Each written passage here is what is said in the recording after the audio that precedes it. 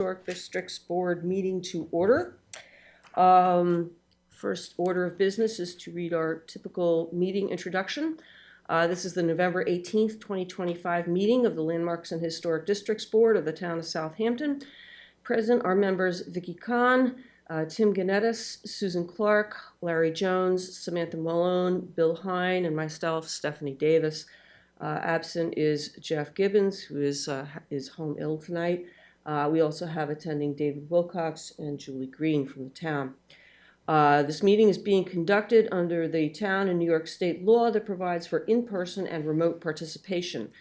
Individuals may undertake remote participation by going to the link on the Landmarks Board agenda or by going to the meeting portal of the Southampton Town Clerk on the town website.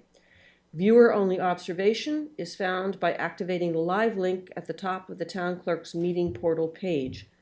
Online participation is being moderated by CTV and tonight by Peter. To comment on a particular agenda item, please notify CTV via the chat function so that comments may be made. Commentators will need to provide the name, agency if relevant, and a place of business or residence. And the first item on our agenda tonight is, Peter, do we have Ed with us yet? I do not see him. Okay. Just let me know when he arrives. We'll put that aside for a moment. Ed just came on. Oh, great. We will not put it aside for the moment. Can you, is he on screen at all? Not yet. Okay.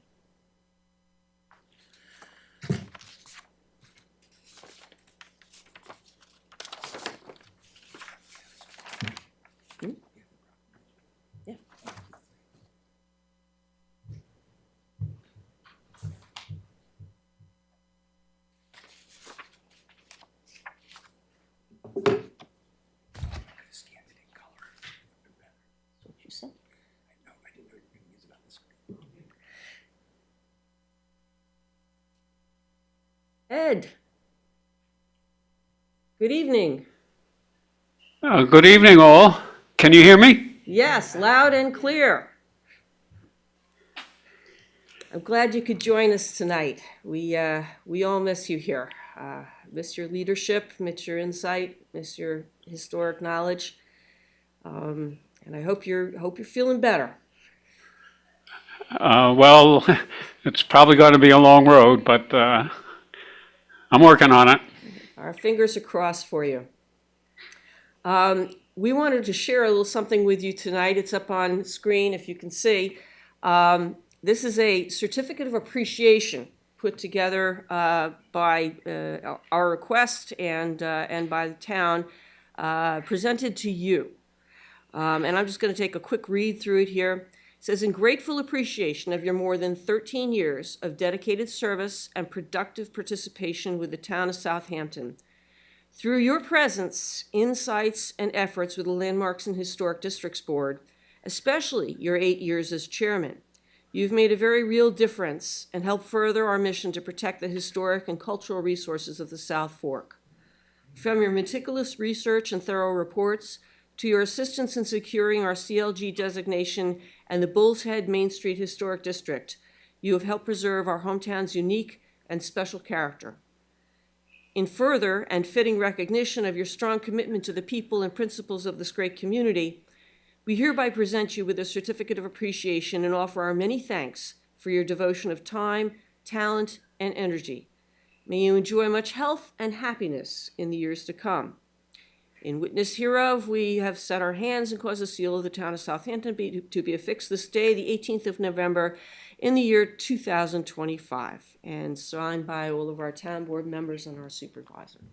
So we have the copy, or actually the original here for you, and it will be delivered to you at a time that is convenient for you. And I think we also have a little card coming. I wanted to say a few words tonight while we have the chance to see you. I have really enjoyed serving on this board under your leadership over the past quite a few years. I actually looked you up in my contacts this week, and I have you listed as potential landmarks board member.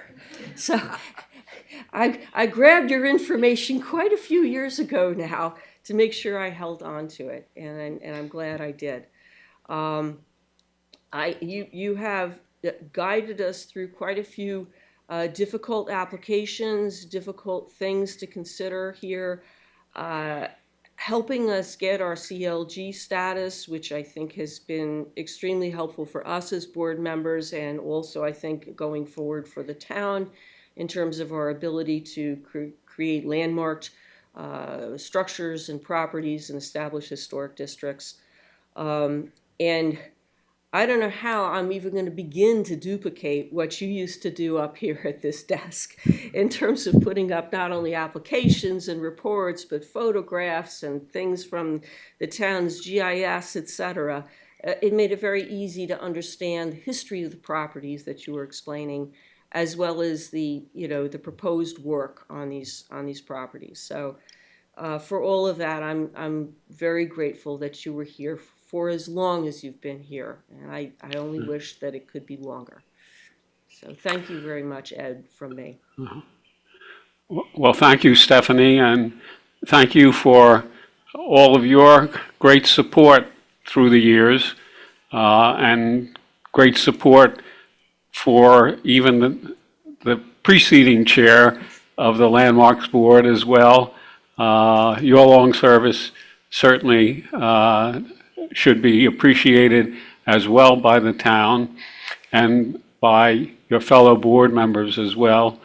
And I want to express my gratitude too for the board members for their support and their involvement and their commitment. Even without the real resources that would make the board effective, they have over the years been capable of doing an excellent job, and I look forward to an excellent job in the future by the board members. Thank you all, and I thank the town board for that certificate of appreciation. And I'll continue to watch from afar and maybe even periodically fly a message to you once in a while about some historic preservation issues. So thank you, and on with the agenda. Thank you. Is anybody else want to say anything at this point in time?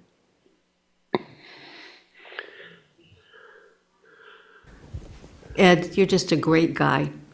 Can't say anything more than that. Terrific guy, great leader, great motivator.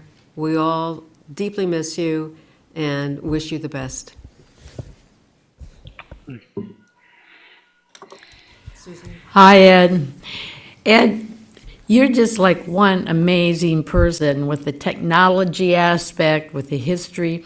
When you presented so many of the details, flipped through everybody's application and contributed, you did research for all of us and would send it along. Not just Bridgehampton, which you knew backwards and forwards, but, every little hamlet in the town. And the thing that always amazed me when you spoke about the history and about the people that lived in the house, it seemed like you knew them, like you were a best friend, and Joe said this and Richard said that, and it just the way you presented it was just always made it extra fascinating. So thank you so much for everything you did for us through the years. I appreciate it. Thank you, Susan. Hey, Ed, you're the main reason I got on this board. Now we're going to really miss you. So it's been a pleasure to work with you and to learn from you. And hope we see you around here periodically. Mm-hmm. Okay. Anybody else? Okay. Okay. Thank you all. All right. Thank you, Ed. Thank you for coming on tonight. Good night, Ed. Good night. Night. Okay. Moving on to the printed agenda, and by the way, there are copies of the agenda up front for anybody who needs them. Oh, and hang on a sec, we have another attendee. Could you just please sign or the matter you're here on, and if you could return it to me when you're done, thank you. Okay, moving on, next item is the minutes from our October 21st meeting. Does anybody have any comments on the minutes? I did not hear anything via email. I know, Susan, you had one comment? Yes, it's just under, I think it was 19 Shore Road, that Bill recused himself because he also was the architect of that. Yeah. Right, and it was also 13 Basket Neck. I recused myself from both, yep. Okay, I will make those changes on the minutes, and then if there's no other changes, I'll get them posted, so, done. All right. Okay, we have 3 guests with us tonight, and as our usual practice, we will move forward those matters on the agenda that the guests are here for. Our first guest is Amy Paradise here, who is here for 53 Foster Avenue in Hampton Bays. That is the application, the landmarking application that first appeared on our agenda last month. We discussed it briefly, and our town historian, Julie Green, has agreed to put together a report on the property to synthesize the information that was submitted and to add whatever additional information is available. I understand you are more or less done with the report. It should be ready for our December meeting. Absolutely, yeah. It's in a draft form right now, but it just needs a couple of other resources Okay. to look at. Yeah. So we can expect to have that circulated I'll to get the that to board you. before our meeting. By the Yeah. end of this month. Okay. Okay, so that will be on our next month's agenda. Amy, did you want to say a few words? I bought some of the documentation I got. Okay, if you want to come up and speak, you're welcome to come up to one of the chairs so that it can be recorded. The left chair. Yeah, the left chair. Thank you. 53 Foster Avenue belonged to Edward Foster, who was my third great-grandfather. That's a picture of his wife, Mary Bellows Foster. It's the only, I've not been able to identify a picture of him. I have all kinds of pictures, but my grandmother didn't identify all of them. But that was her great-grandfather. That was probably taken on the property. There was a big barn. It would have actually been behind the house across the street from me, but it was wrecked years ago. It was there when I was a kid. Are all of these materials submitted with the application? Well, I didn't. This is a stack of deeds for the property that Edward Foster owned. At one point, he owned all of Ponquag. The whole thing, from Bay Avenue all the way down to the lighthouse. And his brothers and his father, I mean, the deeds, they're trading it back and forth here and there, and other people bought and sold in and out. It was too many. I just sent a picture of the copies of the deeds. I mean, I can't copy all of this stuff and run it through I'd be happy to digitize everything for you. I bought the family record. This was the one my grandmother copied, and it has the picture here that I believe is probably, it's not this house. It was John Sawyer Foster's house. John Sawyer Foster was Edward's father. Talking to Richard Casabianca, whose mom lives in the John Sawyer Foster house, it's been altered a lot. But if you took the gambrel roof off the back end of 53 Foster, you have that house. And I'm a sneaky bastard. I called the realtor and walked through. If you want to save it, you got to do something. The people have had it 2 years. They've had people in there doing work without permits. They tore the damn floor out of the first floor. There were boards. The original floorboards were 2 feet wide. There's about 2 of them left in one corner. The original fireplaces are still there, and the cupboards by it. Upstairs, it doesn't look like they've done too much. The mantelpieces are still there. There was a really interesting built-in cupboard in the kitchen, which they've torn out. You can see that on the Zillow pictures when Element had it first, and they couldn't sell it for $2.2 million. It's down to $1,445,000. If I had the money, I'd buy it. But they wrecked it's still on the property. There was a barn. It had been turned into a cottage. They redid the whole thing without a permit, obliterated everything, done it in white and gray. Stupid layout, too. I'm looking for Lynette Benitez because I was told specifically by Bernard Benitez that they had documentation on the construction of the house. I haven't been able to find that. This, however, is a really neat collection of documents, all of them related to Edward Foster, receipts and such, insurance papers. It shows a snapshot of life in the 1800s. Interestingly enough, they did most of their business in Riverhead. And I thought about that for a while. Southampton was just a farm town at that point. Everybody went to Riverhead for stuff, and Sag Harbor, but Sag Harbor was farther. There are so many names in here. Skidmores, Corwins, Benjamins. There's a document here from when the town laid out Lighthouse Road for Edward Foster's property. It just says, basically, the town is coming along and this is what we're going to do and here's where it's going. I have to take the deeds, put them in order. It's hard for me to follow exactly what went where. But, I mean, these people were Pongwog. That's an amazing collection of deeds. What do you got there, about 20 of them? I don't know. I don't know. How do you ever put piece of- Well, put them Yeah, in you could do order. that. You put them in date order, and then you can get some sense, and then you have to look at the oldest maps. And then some of the references, like they call Bay Avenue the road to Tiana. And you have to figure out some of these earlier references. I haven't found, and maybe there wasn't a deed, maybe it was by will from John Sawyer to Edward. And then Edward probably put the addition on the back of the house because he had a crop of kids. That one of them was my great-great-grandfather. But that house stayed in the family until 1966. It was in the Foster family until 1966 when the Benitez bought So you it. could just will property to a relative without a deed, I guess. huh? Yes. Simple.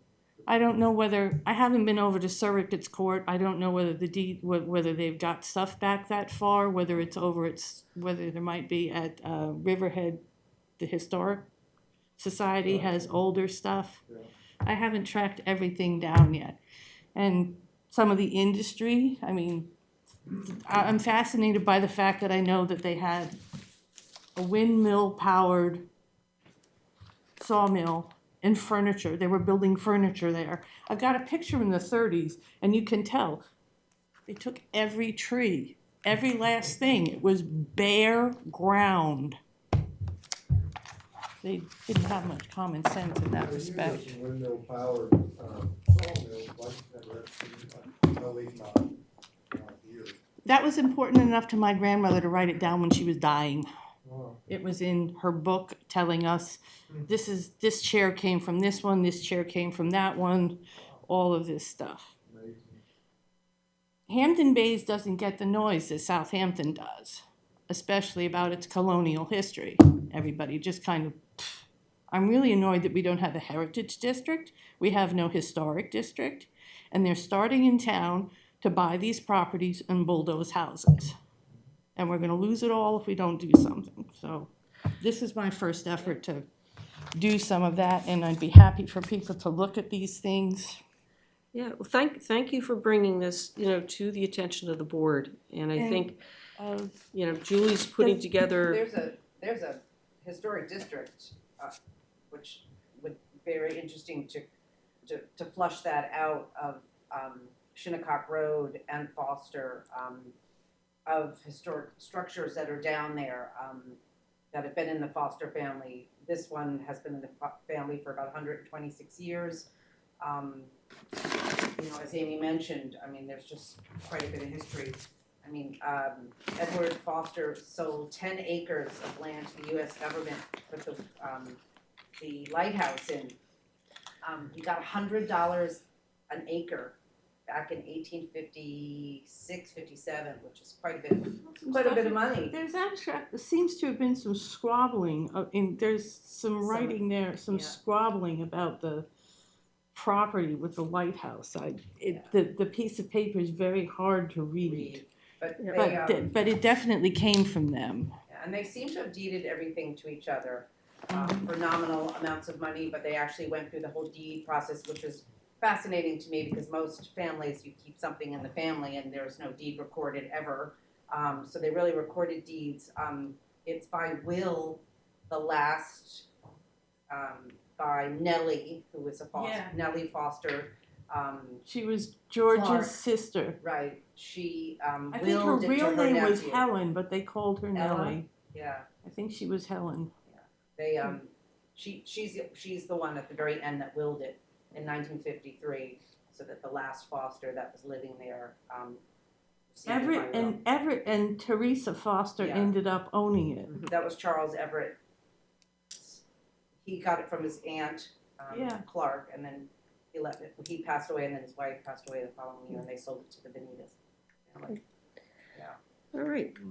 So I just didn't know what people wanted to see, what you wanted to know. What, I think- any kind of other information you want me to go find? you want to take a look at what, I'd love to, like we've done with some of the other things that you've given. If you want me to scan it all, that way you have digital copies of it too, Amy, so, Mhm. and then it's more Yeah. readily available for yeah, and, the, you know, our report. I gotta know I gotta get all the right paper and preserve some of this stuff. well, I'll put it in Mylar for you in folders, or acid free, I'll put all that together for you. Okay. You let us, you Yeah. know. Yeah, if the two of you Digitize, could coordinate on that, and that way we can have a more fleshed still out got the report Hitchcock for our chair. meeting next month. Everything made except in the attic. It's two of them actually. They're not. One of them's in pretty good shape. One of them's been kind of repaired. And I wondered if they had a walnut table that sat 22 people, and I wondered if that was made there too. I got some of the leaves in the attic. So I just want you to know if you need anything else, whatever you want to know. It's just, if you took all the little things they stuck on that house, and if they're gonna make that house probably up to code or something like it, and sound, they gotta take them off. You'd have, I started to show you the picture, we looked at the windows, I walked around it, the layout is exactly the same.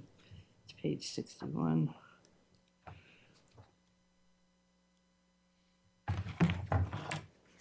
See, what they did, I believe, is they put this gambrel roof and second floor here. And then at some point, they had put that porch on the front. But the door is in the exact same location, the windows are the exact same. And this side especially, it has two small half-size windows and two in the middle. And this down here, they stuck a bay window here. Literally, it's on little. Yeah, and back here where the door is, they put in another, a flat window. But Dad remembers the door being there, and there was actually a sidewalk out to Shinnecock Road. Can I look at that a little closer for you? Yeah, now that's like I said, that's the John Sawyer Foster house, but I think the plan was exactly the same. I didn't actually take a tape measure and measure it, but pretty sure. And the back being an addition might make, I wondered because the gambrel, they left this, it overhangs the first floor by about 2 feet or so on each side, which is unusual.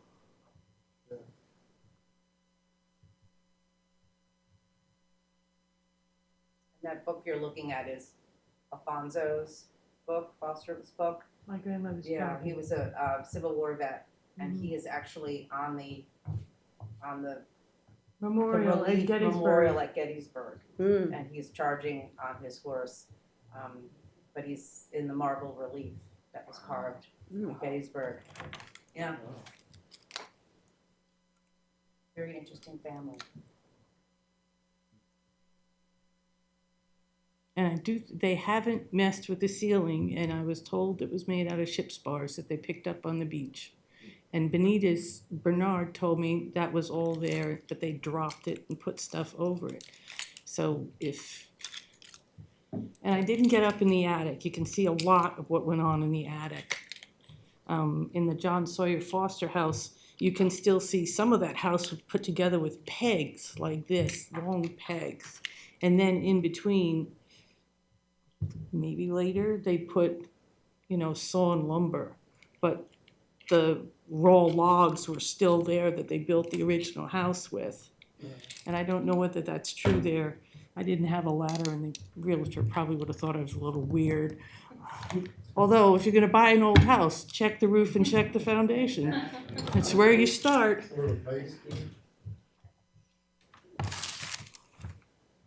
I missed the address before. This is 533 David White's. Yeah. 53 Foster It's the Avenue. exact same house. Yep. Except they put a gambrel roof over the back. They tacked that porch on the front. There is they did the same thing over at the John Sawyer house. They raised the second floor a little bit, the roof. Yep. But that's what it Nice. started out as. Yeah. Long half house. Is that what they call it? Yep. That's A half that's house. very similar to my own house. So, thank you very much for bringing this. And if you would coordinate with Julie, because she's working on the report that will be ready for us next month, that would be great. I don't know how much protection it actually, I know when people have a lot of money, they can wreck it anyway, but you can try. Well, landmarking does help with that. Yeah. I had a suggestion for it too, which is like, you could easily make, without altering the building very much, 2 living units out of that. And a third, we've already got a third one, although it's gotta be rearranged. The idiots put the bedroom upstairs and the bathroom downstairs. You could make 3 units on that, have community housing by it. Yep, thank you very much. Is this 533 David White's? This is 53 Foster Avenue in Hampton Bays. Okay, sorry. The architect for the other property was talking. Okay, yeah. Our next visitor here is Robert Rateni, and over 2426 Montauk Highway. This is a COA discussion down toward the bottom of the agenda. There were proposed changes to windows and a door relative to what you were here for last time. Let me see if I can pull up this application.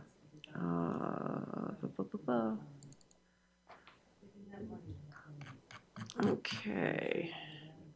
The only difference was some movement of windows and doors. Would you like to come up to this way we can hear what you have to say? The only difference was movement to the windows and doors relative to the approval you already granted to the color change. Right. Move a little closer to that microphone. Oh, sorry.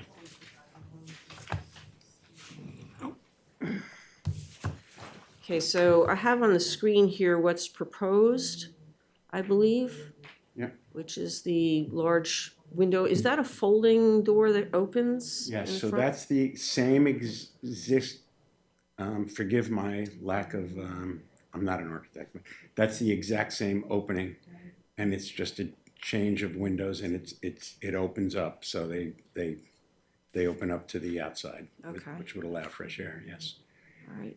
And the change is on the side facing the parking lot, which is down to the right. I think it's probably the next picture. What did I say? Yeah. This one? That's the exact same opening also, Okay. new windows. And then to the right of that, the next picture, one more probably. There you go. So that door is now moved. It used to be to the right where the hedges are. We moved it open and put windows on each side. It allows more natural light into the space, which with hindsight should have been done probably 30 years ago, but it's a separate issue. And this is a side wall facing the parking lot? This is facing the parking lot, facing where Thayer's is on the other side of the parking lot. Okay. Correct. Yeah, there's no structural change to the building, there's no expansion, there's just new doors and windows, and in my, humble opinion, it's a refresh and sort of a little bit more brought up to date with what's. Looks like you're adding a light here over the door. Is that going to be behind the awning there?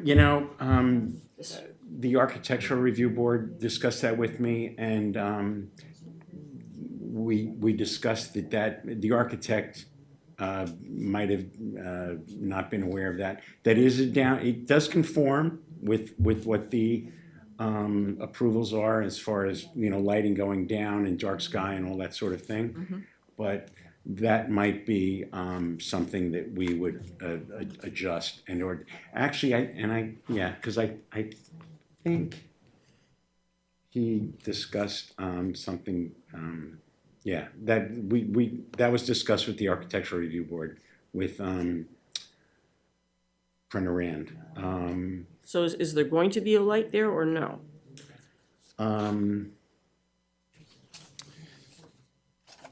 I don't believe so, to be quite honest with you. Okay. This is an existing That's the existing. condition, Yeah, that's the existing. and this is the other existing And that's the condition. other existing, yeah. Could you go to the front view up one to the existing? Now, is that all one building? It's Microphone. all one building, correct. So, right, so, The only thing changing there is. So you gonna do anything on the left at all to match it? See, I guess that's like the front view, and I see two windows that match. Well, actually, you know what, to correct myself with what it's a very good question you asked. We would at this time like to make that window on the left match the one on the right. Now, it won't be an opening one, but it would be without the The little, forgive my ignorance in my description. this Correct. detail up here? Yeah, it would be more clear, yeah. Okay, is it going to resemble then, well, let's go back up to your entry. It would match that, yes, without the openings of the Without the doors. openings. Correct. Would there be the vertical divides in the glass to mimic the pattern that's in the operable door on the other side, or would it be a single pane of glass? Probably just a plain glass. That would make more sense, honestly, over there. So this application only includes the Two-Toe Cafe side, it doesn't include the left side. That is correct. Are you gonna be submitting another COA for the other side of the building, We're or? not doing anything over there. Well, I guess we would have to Yeah, if you're going to be changing the windows on the I other mean, side. I don't need to change the window. That's a very good question, and to be quite honest with you, I hadn't thought about that prior to you asking me that. And I wouldn't do it without your approval, but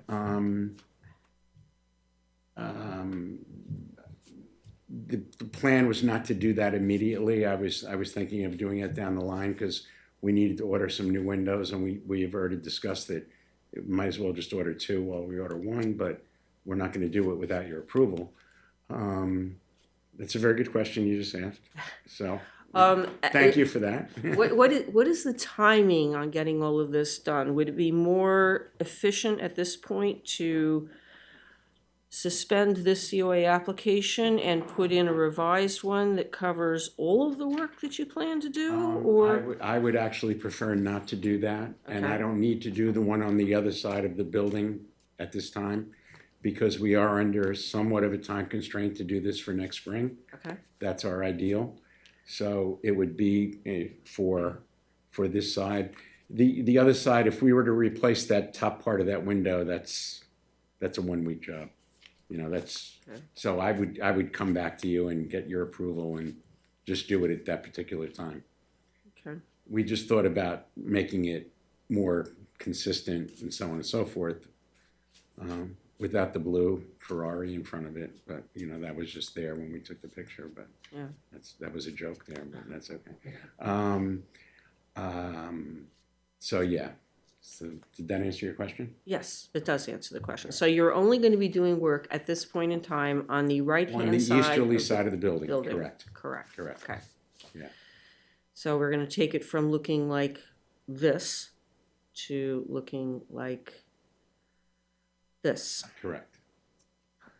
And this has been 30 years. We did this 30 years ago in 1995, when I purchased the property, and it hasn't been touched since, and it does need a refresh, in my opinion. Okay. You know, which is why we're changing the color also. But, Yeah.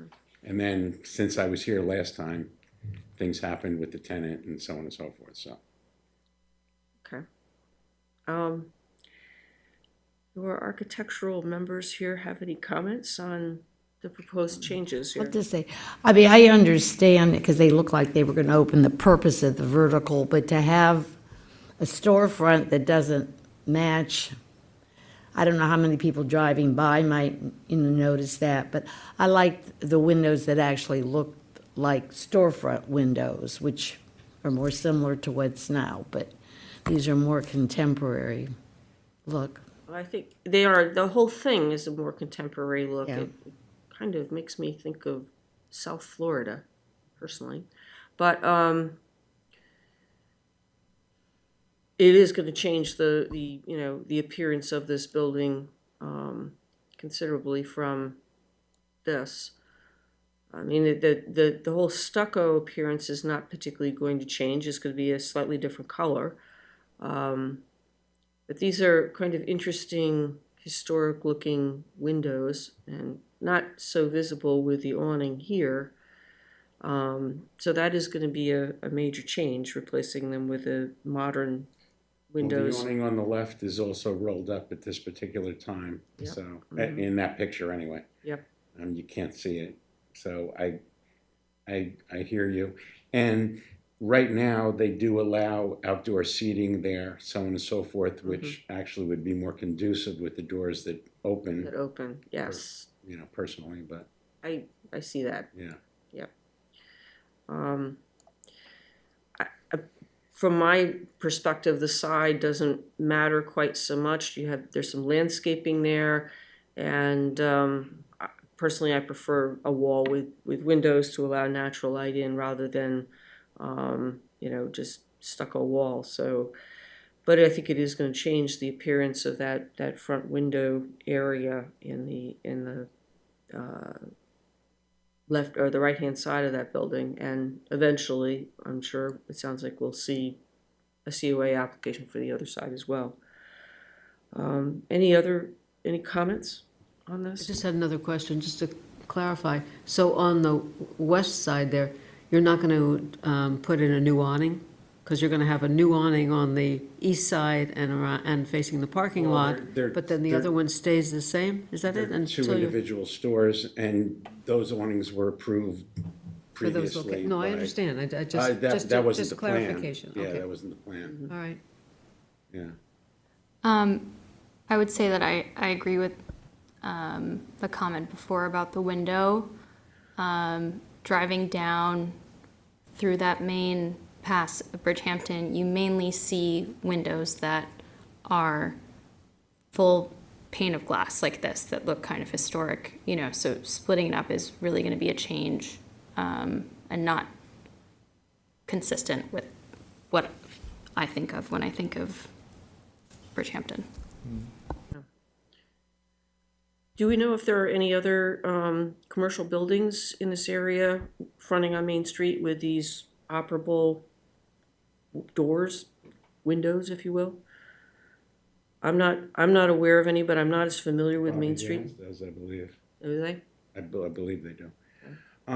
Just as a comment, and this may or may not be relevant, but I'm not sure that anyone on this board right now remembers what this building looked like prior to 1995. It was a printing press building that was occupied by 85% of the building was the printing press. And on the left-hand side where that Pilates studio is now was a very small real estate office. So what we've done over the years, I think, has been a significant improvement. Again, I respect what you guys are commenting on. My intention is to make the two windows, especially with the transom area, match, so that if the awnings are retracted, that they would match. I'm not necessarily sure that having opening doors, which, again, personally service what's going on in the community these days with outdoor seating and so on and so forth, which seems to be something people like, is contrary to a full pane window on the other side. I readily admit that I can't name every storefront on the street and tell you what looks this way and the other way. I do know Bobby Vans has opening windows, doors, windows. I'm not sure how everything is completely consistent, but whatever. I don't know. That's my comment. So the two doors to the left, are they being changed? No, those doors are staying exactly the same. Those are the existing doors that are there now. Because they don't, Entry to the, they don't match the photo there. The one has a Well, light yeah, cut at the but top, the other looks like it's painted black. the architect probably took a little bit of artistic license, but we're not changing anything with those doors. Okay, so then the also doors the- are going to stay like this. Yeah. Okay, the color of the building also looks lighter in the architect's drawings? We already got that, we already had that approved by this did, okay. board. Yeah, we went And through the we- COA we- for that. And the only difference in that is we're changing it from yellow to basically an off-white. Okay, so then we discussed the awnings at that time, the color changed as well? Okay. Yeah. Yes. The awnings, I don't believe had been addressed, but when the time comes for the awning to be replaced, that will of course go to I believe the ARB or you, I guess. I'm not sure.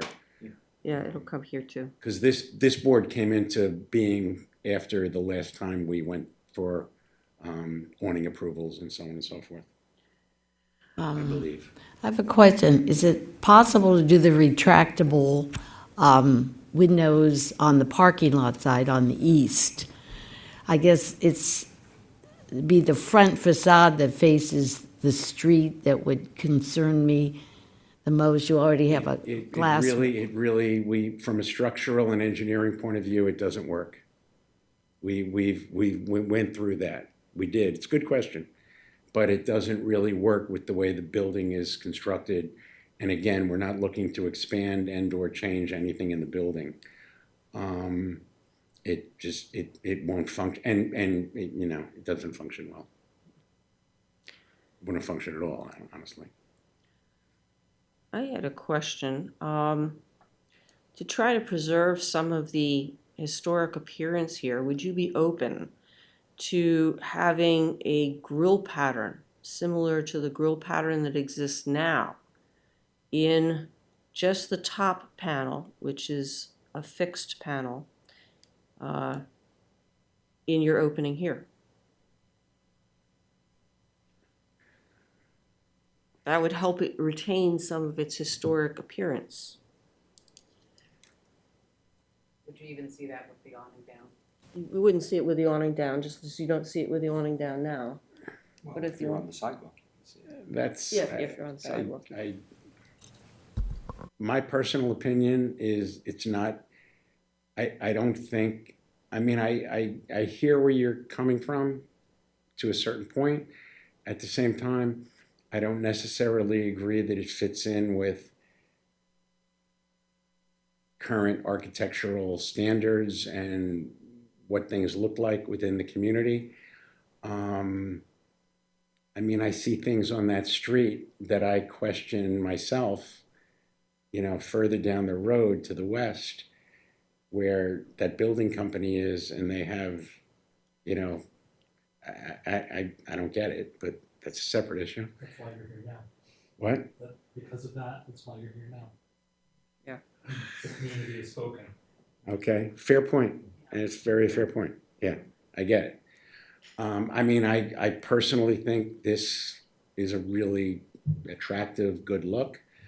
I think it's a more contemporary look, and that may be up for discussion. I get it. It's Contemporary versus historic. Yeah. I'm not so sure that I'm going to call it hashed thing. And this was one of the first projects I ever did when I got involved in the business that I'm in. And the architect that did it for me, I get it. He was a very traditional architect. It's you know, I could see it being a discussion, but I personally think for what we're doing that this might be a better application, but you know, it's up for discussion. Any other comments, thoughts on this particular application?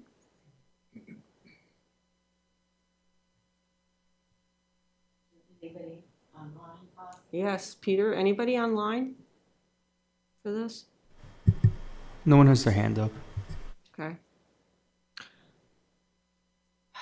I mean, I do think if I throw myself at the mercy of the court, I do think from what this has become, from what it was back in the day to what now, I think it's a significant improvement, but that's, again, up for discussion. Yeah, You know. you're in a historic district. I know, but I'm not so sure that what I did in 1995 constitutes historical,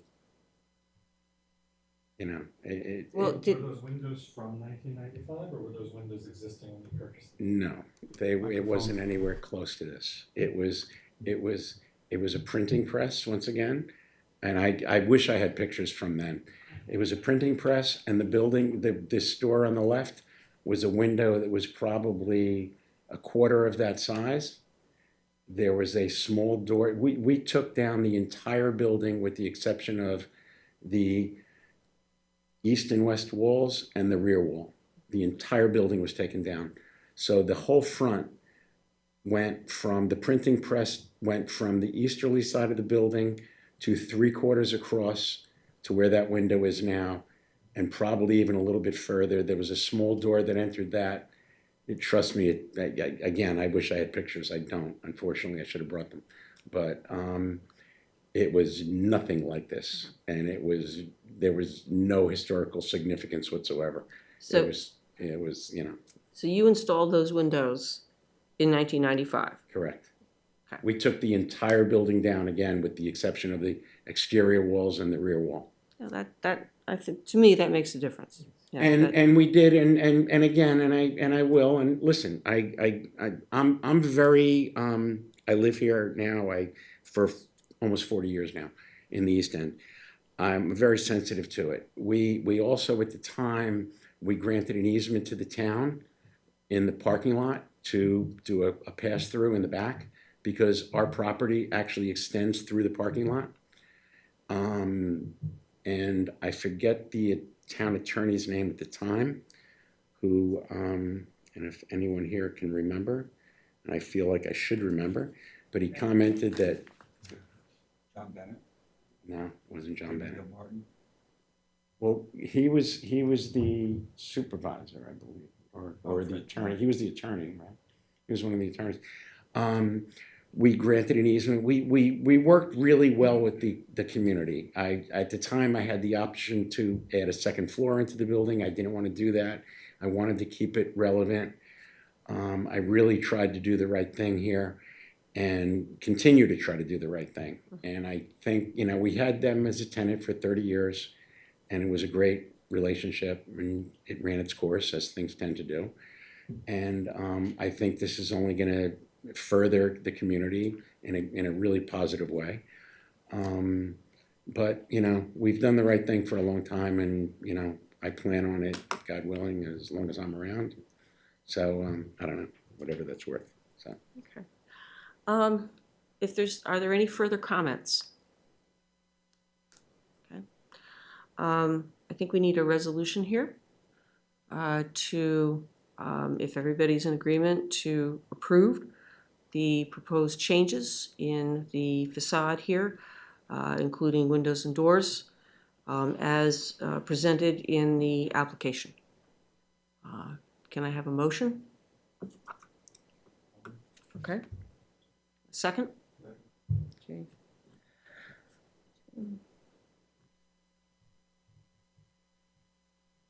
Okay, all in favor? Aye. Well, I thank you, and I give you all my word, you will be happy with it. I will do my absolute best to make sure it looks great, and we'll come back for any other changes that may or may not need to be required. We're up in front of the ARB in 2 weeks from tonight, and we're going to do the right thing. And I thank you all. Thank Okay. you. If there's any changes after you visit to the ARB, you know where we are. I know where to find you. Thank you so much. Thank you. Okay, we have another visitor, Susanna Herman for 22 Bay Avenue in East Quogue. I think, Bill, you took a look at this application?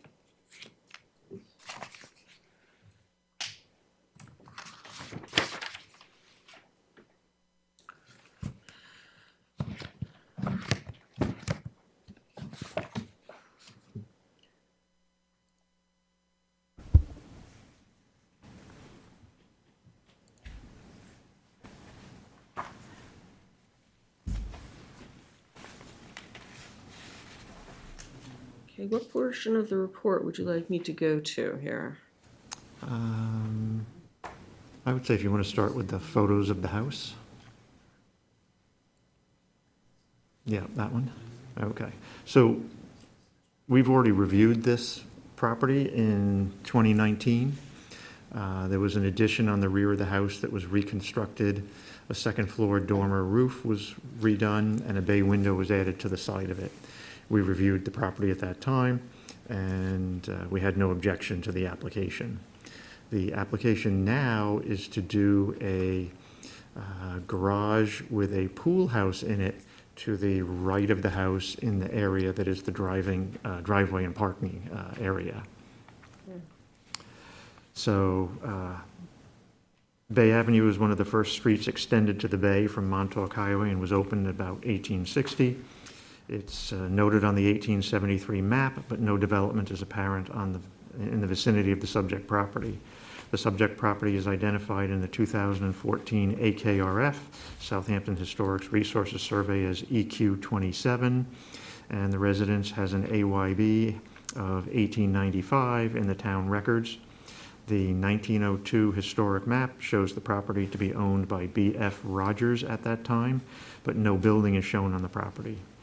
The 2014 East Quogue Hamlet Heritage Area Report notes that the two-story home was constructed about 1910 and is noted as owned by F.L. Terrell on the 1916 historic map.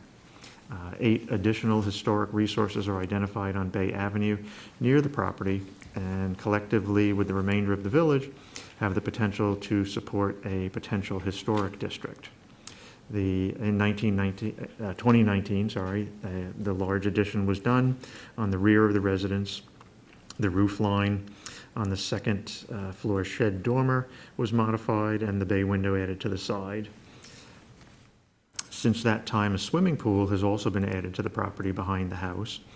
The current application is for construction of a one-story garage pool house next to the existing dwelling and conversion of a third-floor bedroom to a bathroom in the dwelling. The floor plans do not show the windows on the third floor, and exterior elevations of the dwelling were not presented as well. But I did speak to the applicant and was advised that the windows will remain as they are. They're not being changed. There are no changes to those windows, so there will be no outward appearance to what occurs on the house. The dwelling on the property is visible only through a gap in the front hedge necessitated by the driveway. The proposed garage pool house will eventually span the width of the driveway and parking area and be aligned with the front of the dwelling, not the porch, but the first floor wall beyond the porch. Due to the hedge in front of the house, none of the other sides of the garage are anticipated to be visible from the street. As you go down up to the drawing, this is the garage that's presented. Stephanie and I had discussed this, and it's a little awkward in sort of the space above the garage doors is unusually high. The reverse gable is unusually small. The garage doors are not specified. Oftentimes, doors that look like this contain translucent panels so that when you turn on the lights on the inside, it glows through the doors on the outside. And it doesn't really have any of the sort of character or details of the dwelling on the property. So we were hoping that, and I know there were variances granted for this garage, and we were hoping that it could be pushed back a little bit. There is room behind this building. Between it and the pool, it could shift back a little bit so that it wasn't as prominent as the front of the house. And if it could be detailed in such a way that the reverse and the doors were more in keeping with the historic character of the dwelling.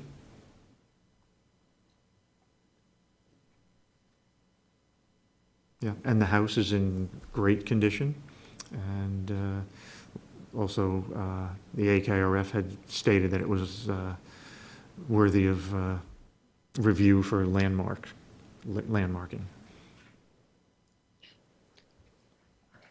Would you like to say a few words?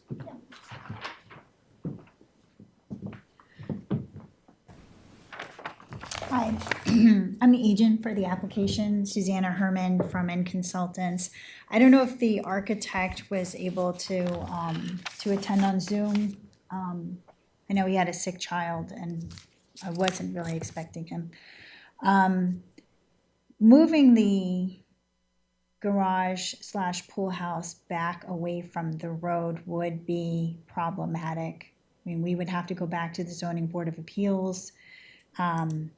We had to get a small variance from total side yard setbacks for that. It's pretty close already to the existing slate patio, which the family uses adjacent to the swimming pool.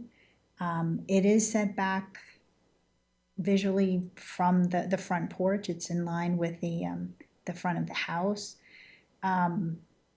And it's designed to work with the pool and the addition that was built in 2019. It's sort of centered or lined up with the edge of the pool so that works as sort of like a backyard, courtyard type feel when you're in the backyard. It's designed with the same finishes as the existing house, the same type of siding and roof material so that aesthetically it would blend into that. And it's not that close to the road, and we don't need a variance for the street setback. It's over 60, it's almost 63 feet from the road. So it is set back farther than the existing house, and it meets the zoning setback from the road. So, I mean, it would take a long time to go back through that process, to go back to the Zoning Board of Appeals. And it would really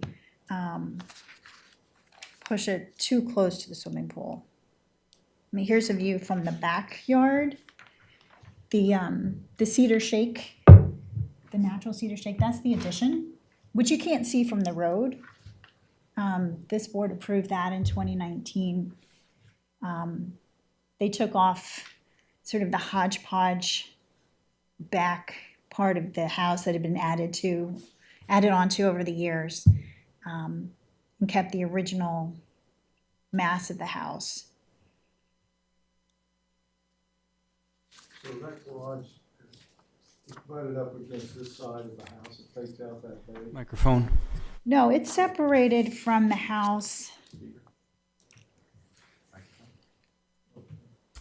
Oh, I don't have a dimension on here, but it's about 15 feet from the house at least. Oh, okay.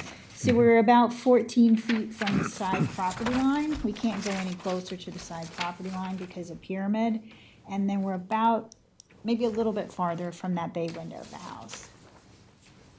I don't have a dimension, but it's more than 15 feet. Yeah. So any closer to the house would feel too close to the house. But it's an area that's currently driveway. That's a view from the driveway.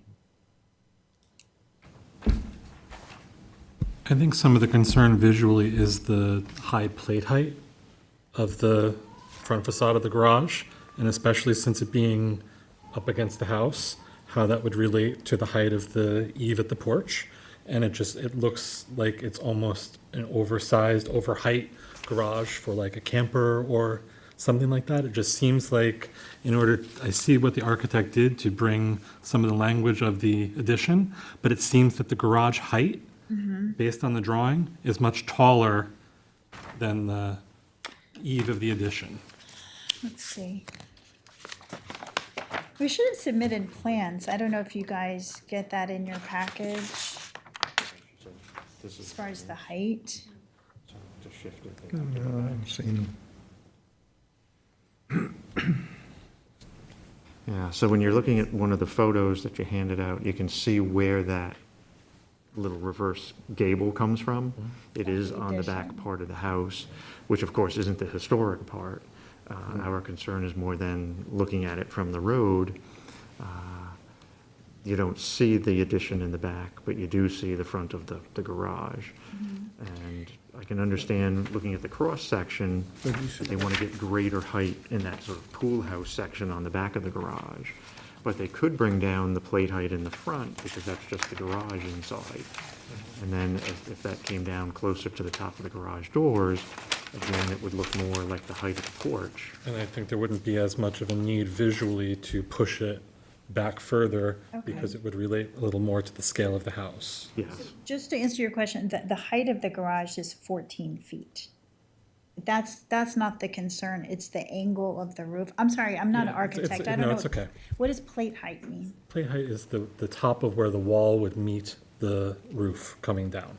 Okay, Right. So it seems plate like height if is the lower than the plate height roof is lower than comes down the more. scale Yes. of the building when you're looking at it is lessened. okay. It just seems a little bit overscale for having it be so close to the house as it is. Right, so that would definitely help if they could bring that down, as you say, so it looks more like the height of the That porch. visually, So the this garage is doesn't what- look So so that line massive. would go down, to So let we're the kind of architect kind of determine what would work, especially if they look at elevations of the house, of where the line of the porch or something, because it is so close to the historic house, it's really important to have a balance and take some sort of datum from that house and carry it across if we're not able to give it as much breathing room and space.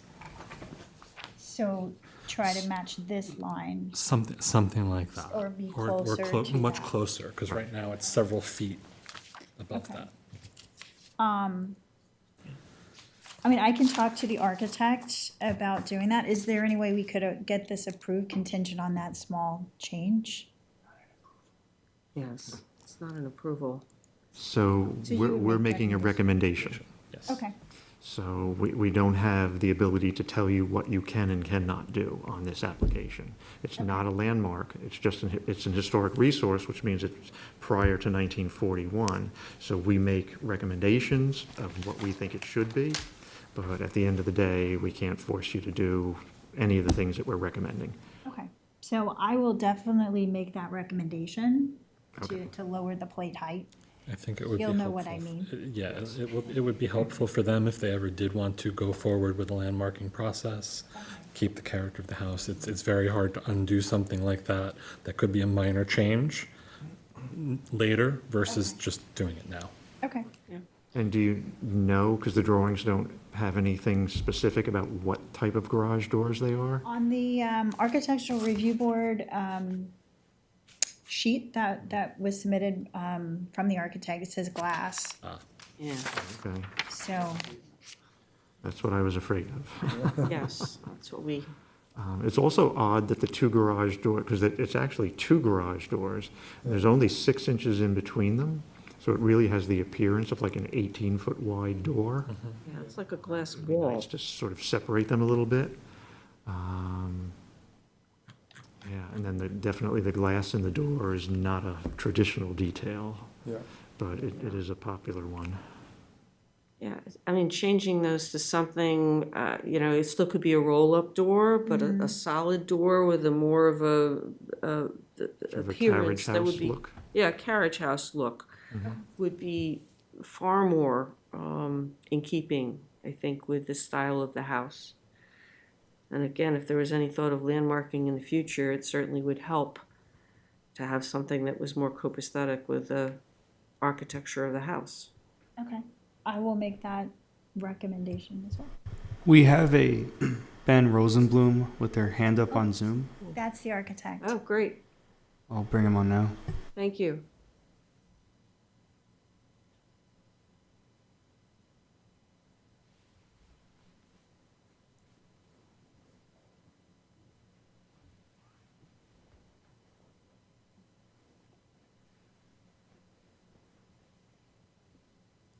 Hello, Yeah, hi, how are you? good.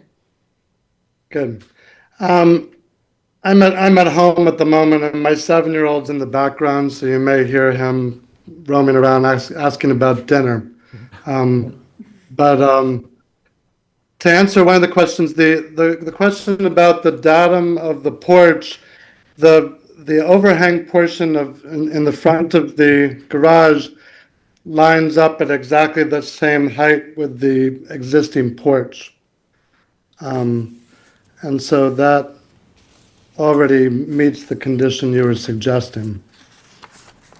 What height overhead door are you using? Is that a 7-foot or an 8-foot? Currently, that's showing a 7-foot door. Wondering if proportionally an 8-foot door may be better. It might, because the Yeah. front of that, yeah, The proportions just seem out of character with the proportions of the house. I think maybe a taller garage door could fix that proportionally. I think, let me actually double check that here. Yeah, we're showing a 7-foot. I'd be happy to do an 8-foot. and would you be willing to consider something that's not the glass door, but more of a carriage house style door, a solid door, that's more in keeping with this architecture of the main house? Actually, the intent here, but it's not clearly marked, is that the bottom 3 panels of the garage would be solid, and only the top. See how there's 5 sections? Yes. Only the top 2 would be glass. Okay, what material would the solid portions of the door be? Would that be aluminum or is That it? would be wood or something that looks like wood. The intent is for it to be wood.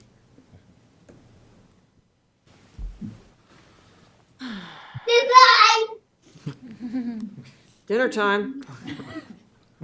Yeah, for us too. Yeah, that's my second kid just got home, but Yeah. I'm gonna change rooms. Any other comments on the architectural issue here? Yeah, I think a taller door and the fact that it's not going to be a complete glass door. Yeah, that's better. That will help. That will definitely help. And the. Yeah, I think you're right. I think an 8-foot door is the way to go. I think there was some question too about the distance between the two doors. It looks like there's just like a tiny little column in between them. Is that enough for the two tracks to be placed side by side, or I feel like the doors may need to be spaced a little bit further for them to function with the track, unless there's a detail I'm not aware of. I think what we're now thinking is to have this as one double wide door, and the spacing of the the solid and glass portion will be of a more traditional style. Okay. It is facing the street, so when it's open, it's open. Yeah, exactly. So we don't want that to be all glass either. That wasn't the intent.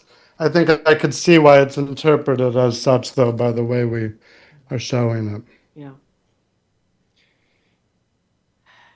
Well, we'll have a response back. I think it will include our suggestions for some changes here that might make it a little bit more, matching or coordinating with the existing historic structure. And as noted, our comments on this are advisory, but not requirements. Okay, well, thank you. Okay, thank you very much for coming on. It's very helpful. Yeah, take care. Bye-bye. Nothing else on this one? Okay, thank you very much. All right, thanks. When can we expect comments? Because they're wanting to get building. Typically, our responses go out within a few days of this meeting, so I would expect them later this week or at the latest early next. Okay, great, thank you. Okay. Moving back to our regularly scheduled programming. The next matter is 54 Hayground Road, the demolition application for the front porch And rear deck. and rear deck. Okay. This particular property was on the agenda last month, and it was checked off as a demolition, but it also included a list with construction work, which appeared to be mostly done. And David consulted with David Wilcox, the building department, and it was determined that we should review just the demolition at this time, and the construction would be another application, and we would review that at some point in the future after it's submitted. And also would schedule the site visit at a time. So for the demolition for work that's already been done for removing the front porch and the rear deck, particularly the front porch, this particular structure was an 1880 Hayground schoolhouse. It was the third schoolhouse in Hayground, and it was moved circa 1912 by the John Cale Jr. family to this particular location and renovated as a house. So we have different vintage photos from 1912, and I would assume that that front porch was added at that time, and John Cale Jr. was a carpenter, so and his family was also in some other of their trades, so that would have most likely been done by his family. And also for the rear entrance, because it looks like, of course, it was adapted from the schoolhouse to the home. And it's also located on property that originally, that belonged to an original settler, Thomas Halsey, an original Southampton settler, and so that makes this, little triangle, or, particularly an interesting property historically. So for the, if you look at the picture there, you can see that the front porch has been removed, and we have photos from around, I think, like 2011, and it was boarded up. It looked like it was deteriorating.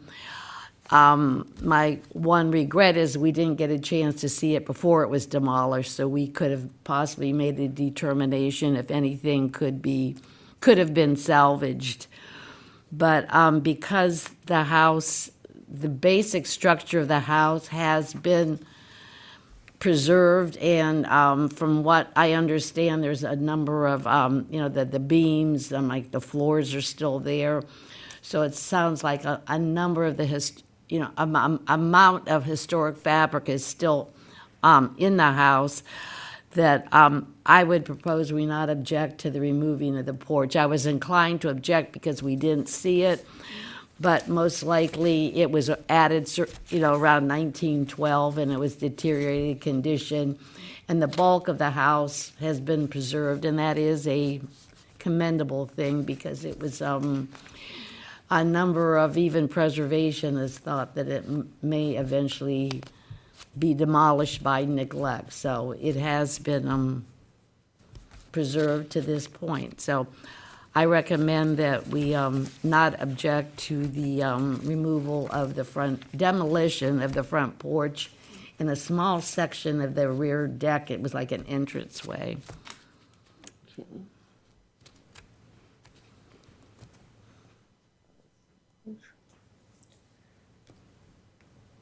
And could you? I'll take care of that. Make that response? Yeah, I think, again, given the before and after conditions here, it looks like the condition of the front porch was bad. Yeah, it looks like it appears to be in bad condition. And it's maybe more a procedural thing, that a chance to look at it versus actually we may have come to the same conclusion that it couldn't have been saved. So. Yeah, okay. So this, Okay. I understand, will appear likely once they submit their construction application for the work So that's. when that comes, we will deal with the construction that has occurred. Yes. Okay? Okay, very good. Thank you, Susan. Or future construction, for that matter, if there's any more to be done. Okay, moving on to our next matter. We have on the agenda 33 Quantuck Bay Lane in Quiog. We are also going to be considering 31 Quantuck Bay Lane, which is the directly next door property. When Bill and I looked at this, it included all three lots that are under consideration for acquisition by CPF. And this is a situation where CPF is acquiring the three lots for open space preservation, and the requirement is that the owner remove the existing structures before the property is acquired. So, Bill, would you like to cover this? There's the Okay. location.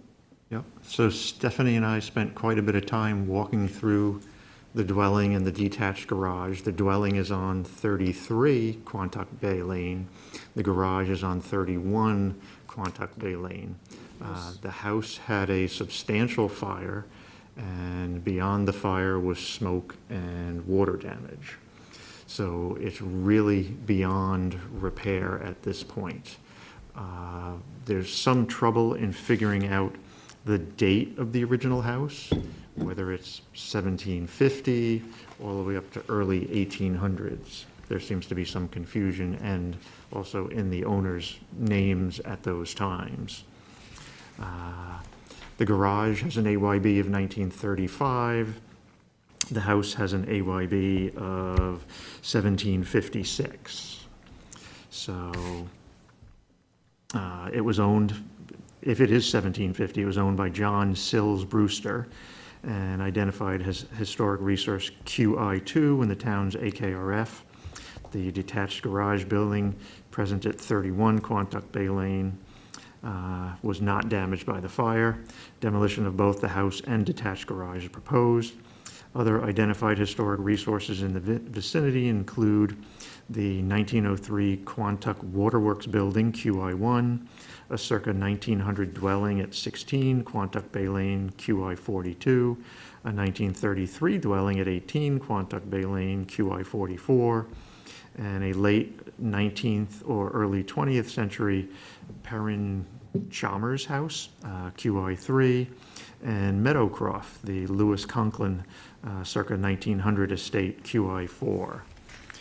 Based on information contained in the Hamlet Heritage Area Report for Quayog, the historical profile of the Hamlet of Quayog 2007, the area that includes the subject property was acquired by John Sills Brewster in the early 1700s.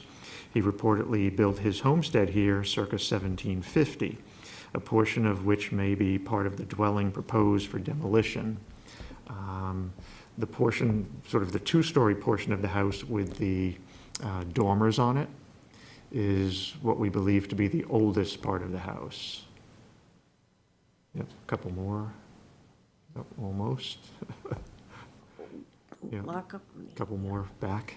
Yeah, well, I'm working on it here. Oh, yeah, it has to catch up with you. Yeah. Uh-huh. I seem Okay. to be having gremlins again. Okay. Mr. Brewster operated a farm on the subject property. The 1873 map shows that the property was owned by J.S. Brewster, and the dwelling was present at that time. When John Brewster died in 1872, he reportedly left the farm to his wife and their son, William Brewster. As shown on the 1902 historic map, the property was owned by William Brewster in 1902, and several outbuildings were present. William Brewster is reportedly to have farmed the property until he sold it to Theodore B. Conklin shortly after 1902 and before his death in 1904. John Sills Brewster, homestead and farm, 33 Quantic Road, often referred to as the Old Brewster Homestead. Part of this structure dates to about 1750. Part of Mr. Brewster's original farmstead was located where the present Montauk Highway meets the Quantuck River. When the county proposed to lengthen Montauk Highway across Brewster's farm, he refused to sell. Eventually, after much fighting, Mr. Brewster's land was condemned and Montauk Highway was extended. For the rest of his life, John Brewster refused to use the waste of taxpayers' money, as he called the highway. If he wanted to go to Quogue, he would travel north and cross the creek at Ferry Dell near the railroad crossing. When John Brewster died, he left his farm to his wife and his son William. Along with the farmstead, John Brewster left his family a cloth bag with $200 in shiny gold coins that the county had paid him for the land. William farmed the land until he sold it to T.B. Conklin.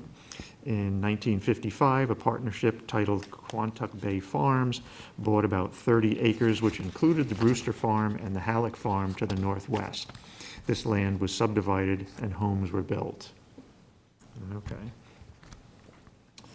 So yes, the house has an AYB of 1756. The shed, the garage and a shed have AYBs of 1935, but the shed no longer exists. The AKRF says, known as the Silas Brewster House, this appears to be an early vernacular structure with a cape form and early L addition. It has brick chimneys and wood side shingle cladding. A number of changes have been made to the structure, including 2 apparent later additions and multiple gable dormers.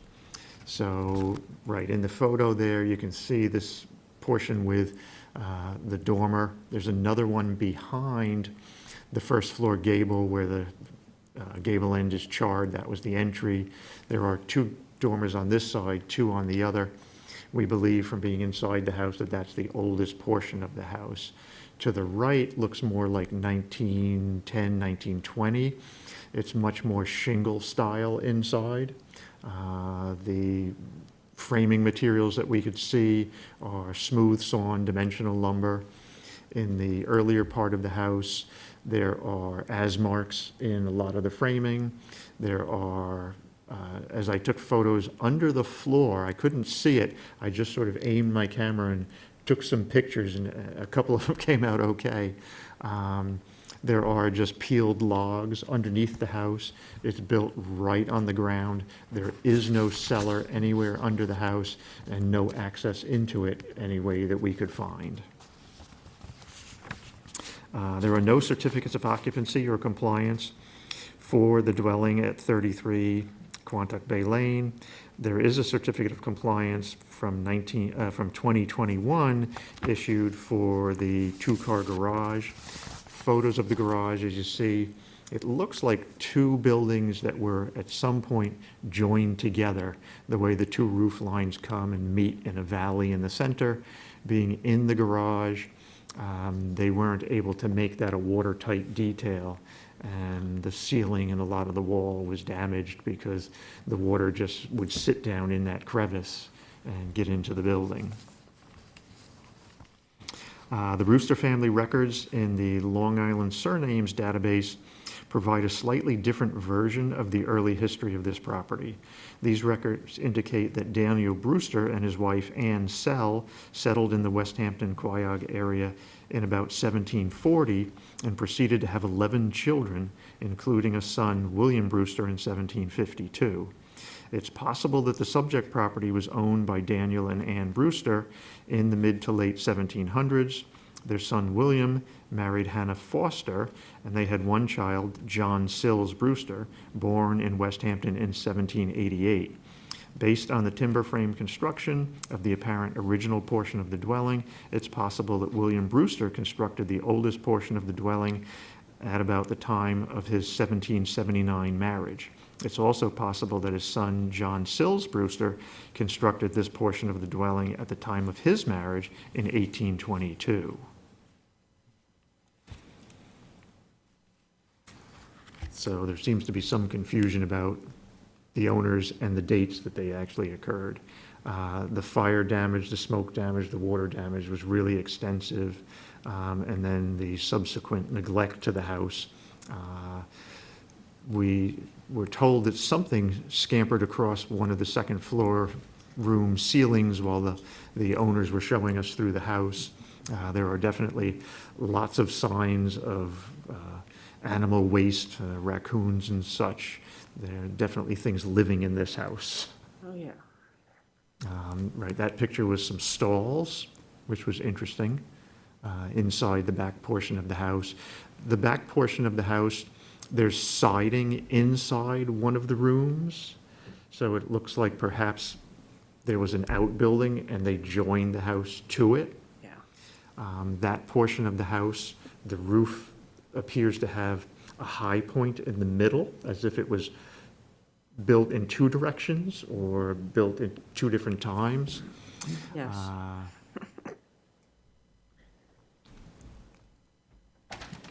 You want the other laptop? Yeah, that might be a good idea. Uh-oh.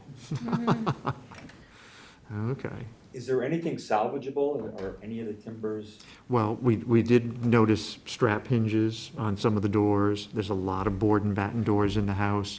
Once you get beyond the area of where the fire really was, in the oldest portion of the house, some of the doors are still in better condition. A lot of rim locks. Some of the interior doors are paneled doors. Most of them were the board and batten doors. A lot of the interior finishes, you can see markings where it was lath and plaster. Other areas, it was beadboard. And this is, as you get into the more shingle-style portion of the house, this was an interior leaded glass window between the hall and the stairwell. Yeah, there is a lot of damage in here though, and both fire and smoke damage and then water damage as well. The roof is not at all in good condition. So, there are some things that could be salvaged in here. Suspect that some of the materials in here may contain asbestos. Right. The 12/12 windows look original to this part of the house, which is probably early 1900s. Yep. And still look like they were in serviceable condition prior to the fire. The fireplace has benches on either side of it. This little grill work between one room and another, matching the spindles on the stairwell. And the older stairwell running up in the older part of the house seems like it was updated to match this stair at some point. Yep. Yep, early bathroom, old toilet with the tank raised up on the wall, wall-hung sink, claw and ball foot tub. I think though in the older portion of the house with the timber frame, that portion is so deteriorated that Yeah. I doubt that there's much in there that's particularly salvageable. Yeah. I was kind of thinking of, whether there was a rubble foundation here or something like that that could be potentially left during demolition. The owner has expressed that, he would like to salvage some materials if somebody was willing to take them. And I provided some contact information for that if people want to. Right. The foundations that we could see were mostly brick, or some of them appeared to be sort of a cement board, which was covering probably a wood post foundation. Okay. We didn't see any rubble from the outside or poured concrete or CMUs or anything, just the brick. Down there, so I'm not sure where the battery is. Sorry. Okay. You got those? Thank you. I'm going to try to do something here with a laptop that does not have Adobe that wants to crash. So the fire was unfortunate, but the house at this point isn't really salvageable. So the CPF wants it to be removed prior to them closing on the property. They want it as open space. Was this reviewed by the Landmarks Board a few years ago? Yeah. It was, right? Yeah, the family, they were going to sell it, and then there was disagreement amongst the family. So you did this before about it. That was for all three properties, Mm-hmm. I think. For a demo permit? For a demo, yes. I don't recall that, and I don't have any record of that in my files. I don't think it was like a public hearing to purchase. I think it was. It wasn't It wasn't CPF, it was just the applicants wanted to do the demo. Because I remember all of this history. There was some meeting that they were actually here, but that may have been a board meeting rather than a landmarks board. I don't think it was a landmarks board meeting, because I think I would have remembered it. It might have been a public hearing that the buildings would be demoed.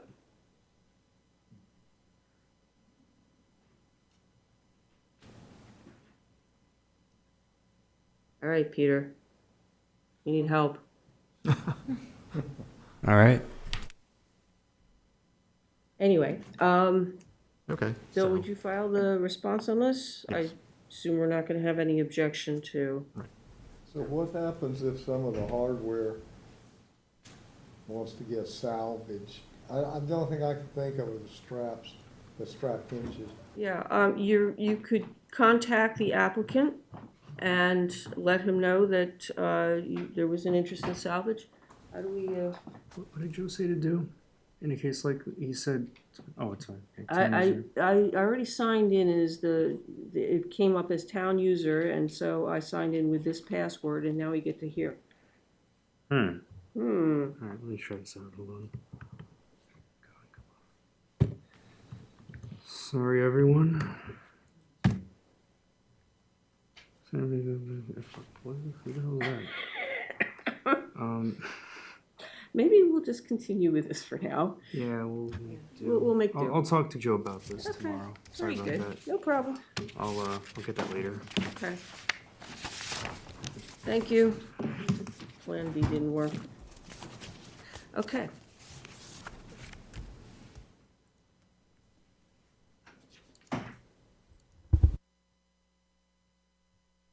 Very good. Moving on to 129 Halsey Lane in Bridgehampton. This is proposed demolition of a circa 1927 dwelling and associated structures.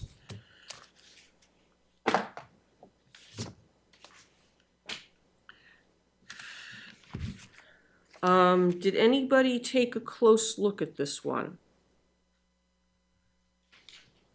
I took a look at the application.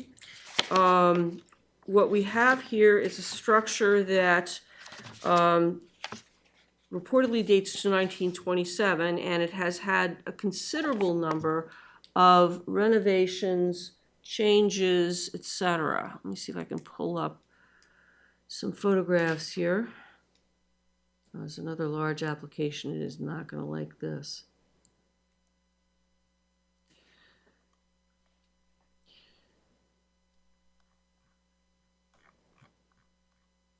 It's a picture of the back of the house with this this addition on it.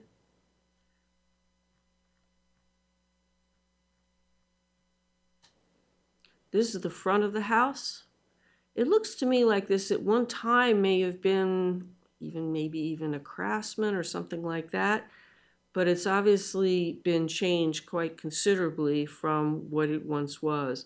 It is not listed as a historic resource, and what they're proposing to do is demolish this residence and an associated structure and build a very large residence on this property. I'm not familiar with this neighborhood. Is anybody familiar with this area? This is Halsey Lane. Yeah, this is Halsey Lane, 129. Hold on one second. So that's some of there's historic structures on that were moved from Main Street at one point. When this area was open, Osborne Park. Yeah, I think that house looked quite different. So we were discussing the historic district for like a residential historic district. This one was non-contributing. This would be a non-contributing one in that district? Okay.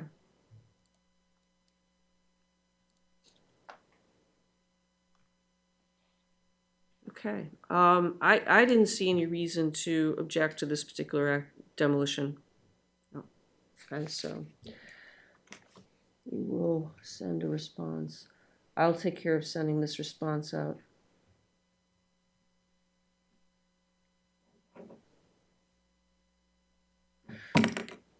Okay. Moving on. Let's see, we have, the next one is 21 Lighthouse Road. I think you looked at this one, Tim? I did. We had reviewed this in 2024, and it came in as a reapplication for some work on the third floor. And when we were reviewing that proposal, I noticed that some windows in the plan were different from the original application, so we asked for updated exterior elevation drawings.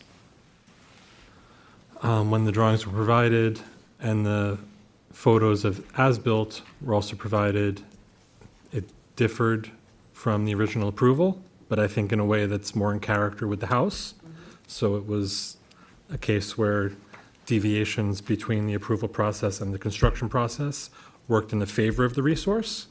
But how unusual. How unusual. And I guess I put as part of a document that I sent out today, whether as a board we should talk about whether we could or should have some sort of mechanism prior to a CO being issued to ensure that there's at least some sort of conformance with the approval before a certificate is issued by the building department. I Yeah. know that's a big ask, and in this case, it's not really relevant to this application, but it could have gone a different If they amend way. their application, the building department's supposed to send it here. Which they did in this case, but it seems they amended the application after things had been built, like the porch details changed significantly. They improved architecturally, but they were different. Yeah. So what you're suggesting then is that it be resubmitted for our review before they make the changes, or? As a matter of procedure, I think that would be good if you're getting an approval from the board and not having an objection. If you do changes to footprints of porches or other things, I think it would be nice to have what is actually built reflect our recommendation. More importantly, they should let the building department know Yes. they're gonna build it different than what they got a permit for. I mean, in this case, it was, and I think to note, when things like that would happen, that would be an easy review on our part, and we would most likely be able to pass on full review, send responses back to the building department almost immediately if it's a de minimis thing, or if it's something where, in this case, it luckily improved. But we do have to protect Get it. the resources of the town Yeah. by making sure there is some sort of mechanism where if things go south, there's some recourse. How do we get this message to the building department? Well, it's very possible that they weren't aware that there were changes being made it's until they really, went out and did an inspection Right. and said, oh, you didn't build what you got a permit for, you need to go to the landmarks board for this. And it was already built. Yeah. You know, if the building inspectors can catch it while it's in the process, that's another story, and they would, I would think, put a stop work order and say, you need to amend your permit. And I don't know what the circumstances were here, but it's possible that they just were not aware of the changes until after it was already done. right. If this might help, there is a Stephen Hill here on Zoom for 21 Lighthouse. Okay?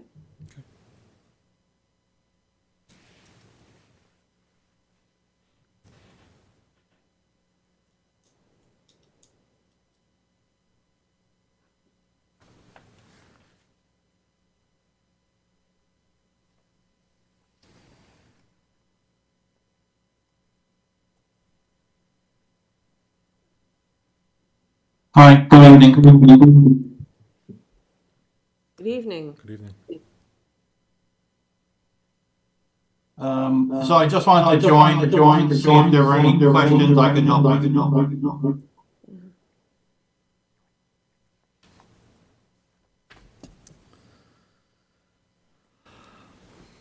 Do you want to? I guess the question would be, when did the design of the porches drastically change from the initial submission? When I got the bids for the work. Do you have two microphones there? Are you getting? We're getting feedback. Oh,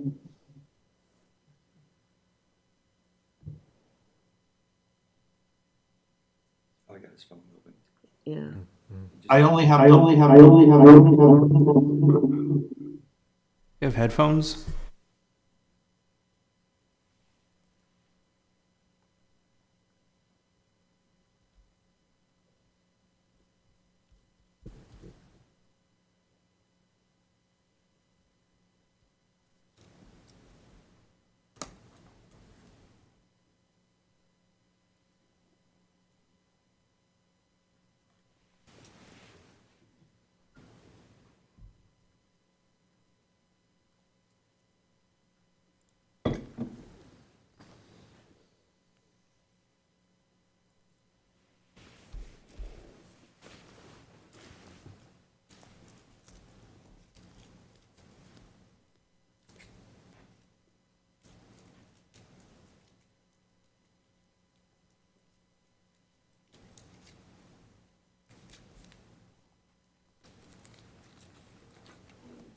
I'm sorry, the audio isn't working. It's okay. I think it's just, as a board, we have a duty to protect historic resources. This, we had provided no objection. The changes that were made are, in my opinion, in character with the architecture of the house, so it's not an issue. So more, it's just, as a board, procedurally trying to deal with what could happen if someone did what you did, but didn't do something that was architecturally appropriate. So it's not so much about your application as about how we can just procedurally make things work a little bit better for us to protect the resources, for applicants to have it not be a horrific process, and for the building department to not bury everybody in paperwork.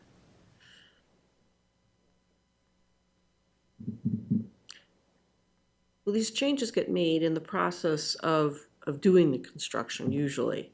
Right, if it wasn't and it seemed changing the footprint of the porch and not having second floor balconies seems like that would be something you would need to amend the building permit for. Right. And maybe at the point when they were going for the third floor habitable space, that was included in that, but it's built, and it would have been nice to be able to See it before. just see it before. It wouldn't have changed what was done in this case. That's not always. Yeah, that's not always the case.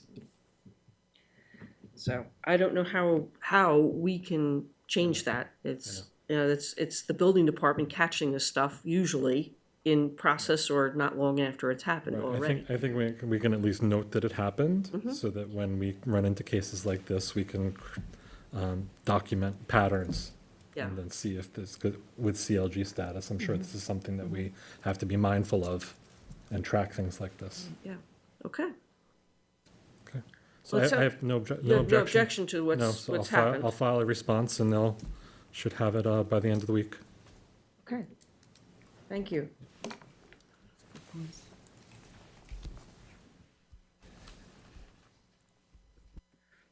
Okay.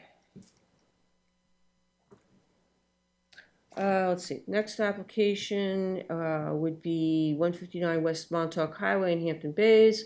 This is one that had an initial review. It was interior alterations only, and it was determined that we did not need to do a further review. 118 South Country Road in Remsenburg. This is proposed replacement of a fire-damaged cottage associated with a historic resource. Bill and I both looked at this cottage. It didn't seem to be a particularly historic, and it was indeed severely fire damaged. So we came to the conclusion that we did not need to do a full review. 69 Church Lane in Bridgehampton.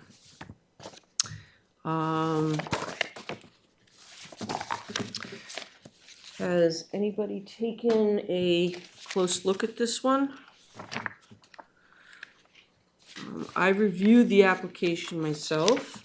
Let's see, it's 69.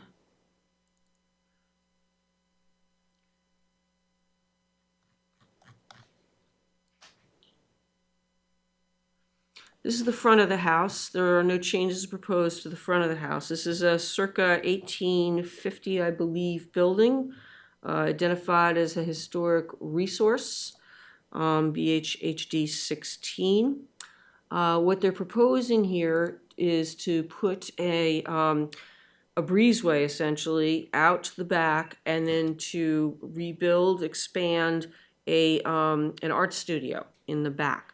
I think the only thing from the elevations that I could see that you're going to see from at all from the front of the house is they are going to put a porch partially wrapping around one side of the house, this side over here, and then around to the back. And that will be the only thing that you see from Church Street. This is the side of the house. We are locking up once again.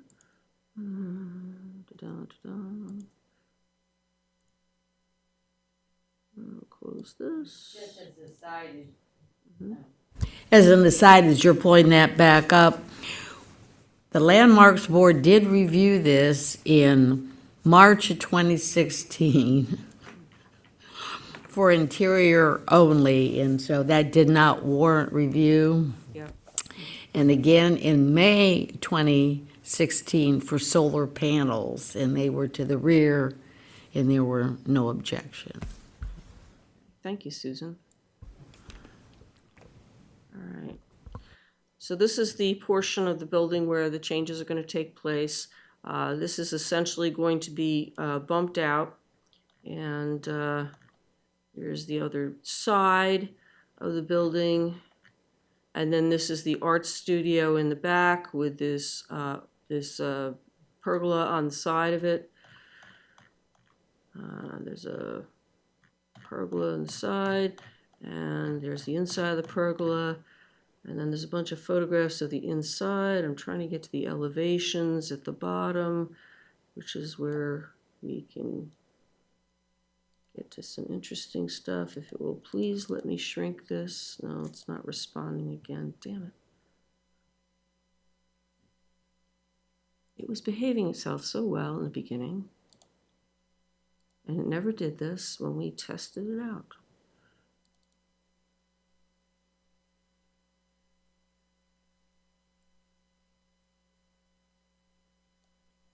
Okay.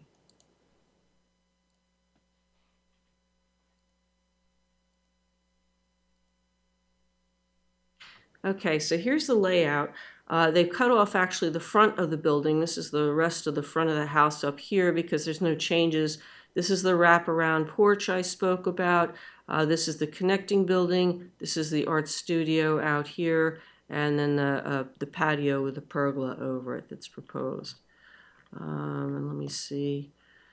These are some of the elevations. This is what the art studio pergola is going to look like. This will be the connector going from the back of the house back to here. This is what it's going to look like from the side of the house. You can't see it from the street because it's all behind the house. Is that a breezeway or is that heated space? That's a good question, and I'm not sure I know the answer to that. And then this is that wraparound porch again. This is the art studio in the back, and then this is the connecting structure. So that's what's proposed. I didn't see any particular problem with this because it's all going to be behind the house and not visible from the street. And there's no changes, again, proposed for the front of the structure. Anybody have any other thoughts on this? We have Peter Cook on Zoom. Okay. Could you bring him on, please?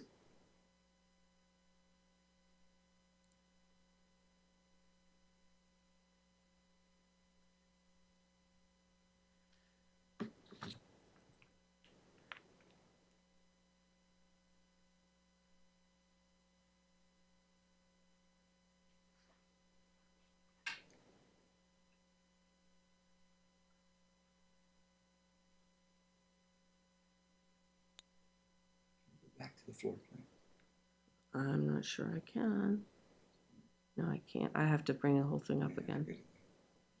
Peter, good evening. Good evening, everybody. Thank you for your time tonight. Yep. I think I'm joined on Zoom by the owner and his husband, Father Jim Irwin and Trip March. Just a quick question or a quick answer to your question is yes, the conservatory between the two buildings is a conditioned space. It will be a room. So it will be connecting the currently art studio to the main house as a first floor primary bedroom. Nice.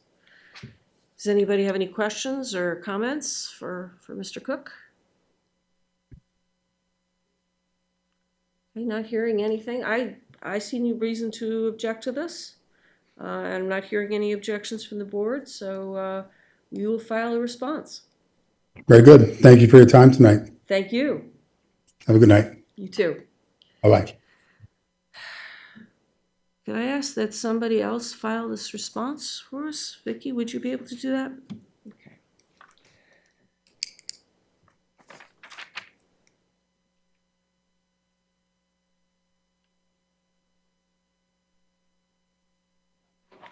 Okay. And we have Gremlin in the computer. The next application is 72 Fanning Avenue in Hampton Bays.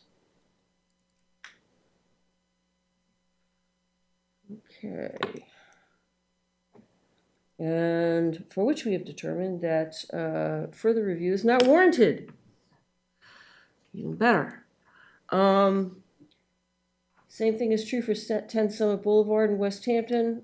We have proposed additions and renovations to a circa 1940 dwelling. Bill looked at this and he and I came to the conclusion that further investigation is not warranted. And the changes are actually going to, I think, vastly improve the structure. Moving on to our COA discussions for Beaver Dam Lane, that is still pending. 533 David White's Lane. We're going to hold off on this, or we're going to discuss this one tonight?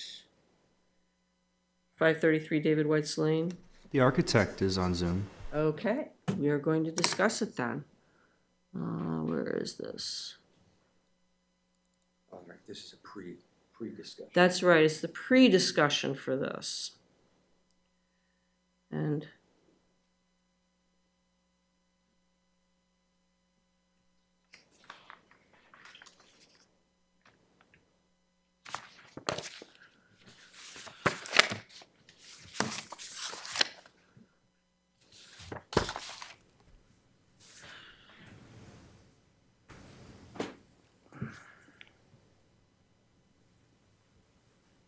Okay, this is Nicole. Yeah, hi. Hi. I'm Nicole Adams. I'm the architect for the property. And we were here because the owner just purchased the property and we're looking to just replace the siding. I think of the next, maybe the next few pages, I think it might be 105.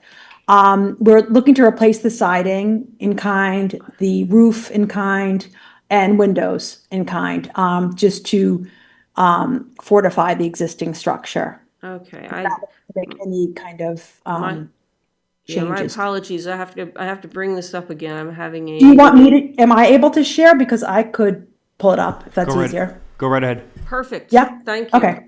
Yeah, you know what? Just so you know, Adobe Acrobat has been messing absolutely everybody up. So it's not just you.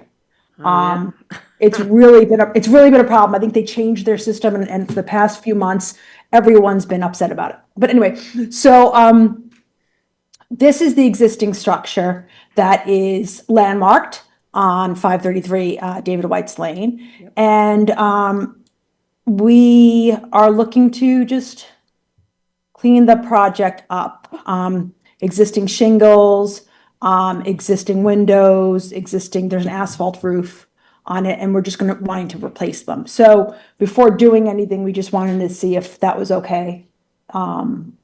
We'd spoken a little bit with David about it and didn't know how to proceed. Okay. So it looks So like. that, I'm sorry.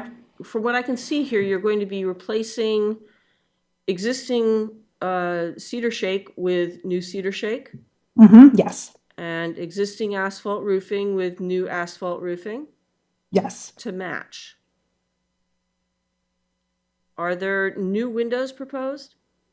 Replacing existing windows in their locations, in their situations. We're not looking to do any interior work, and even if we are, which would be later on, the layout would stay the same. So the windows are just fine. We just want to make them watertight and sealed and operable. Are they original windows for this structure? It doesn't seem like it. I think the story with this house is it was moved in the early 1900s. So the glass is not, there's some double panes in there. It's not old glass. Mm-hmm. That back slider is not. Yeah, certainly the back slider wouldn't be, but. Right. I think we need a better understanding of the nature of the existing windows, whether some of them may be original. The owner may be, who's also would he be able to talk on that or I could also provide photos, go back and provide photos, but he may know. It would be helpful to provide photos, plus if there's going to be a COA requested for this, that we do an observation, a site visit to just check the condition of the windows. Mm-hmm.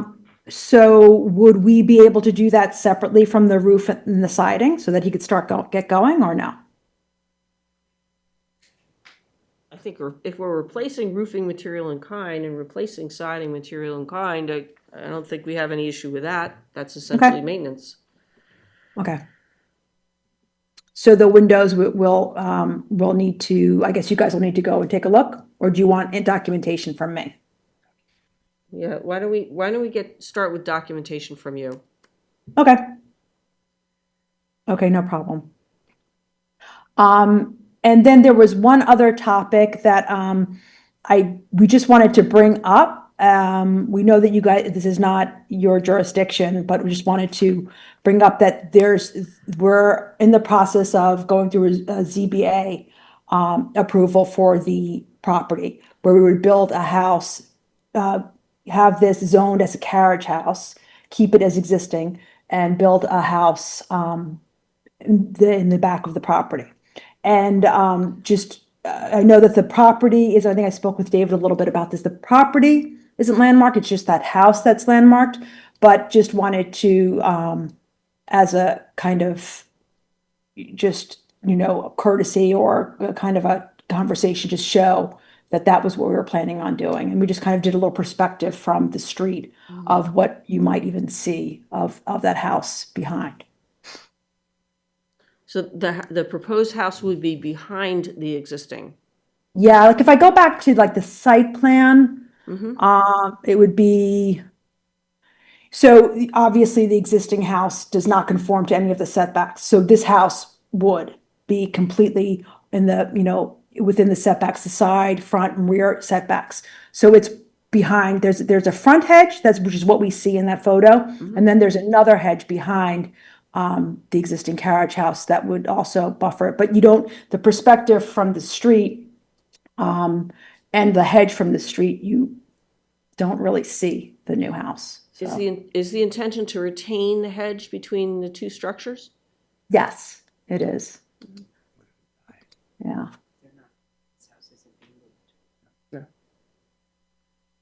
If the hedge were to die or not be maintained, you're gonna then have a clear view of the new house. Mm-hmm. Yes.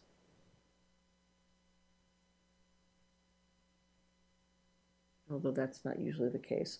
No. The hedges only seem to grow rather than go away.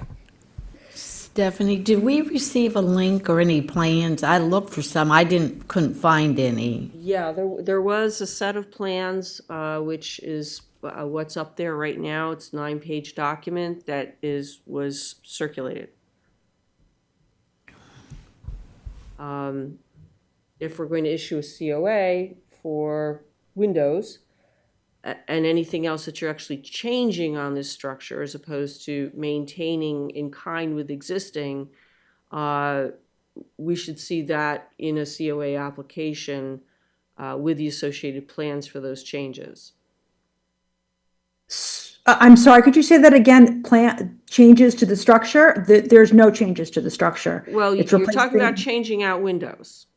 Right, okay. That's a change. That's not maintenance. Okay. Replacing shingling in kind with existing, replacing roofing in kind with existing is maintenance. We don't need to see a COA application for that. But if you are proposing to change out windows, change out doors, and do other things that change any historic fabric in the structure, that's what we need to see a COA for. Okay. Okay, so we'll need a COA application.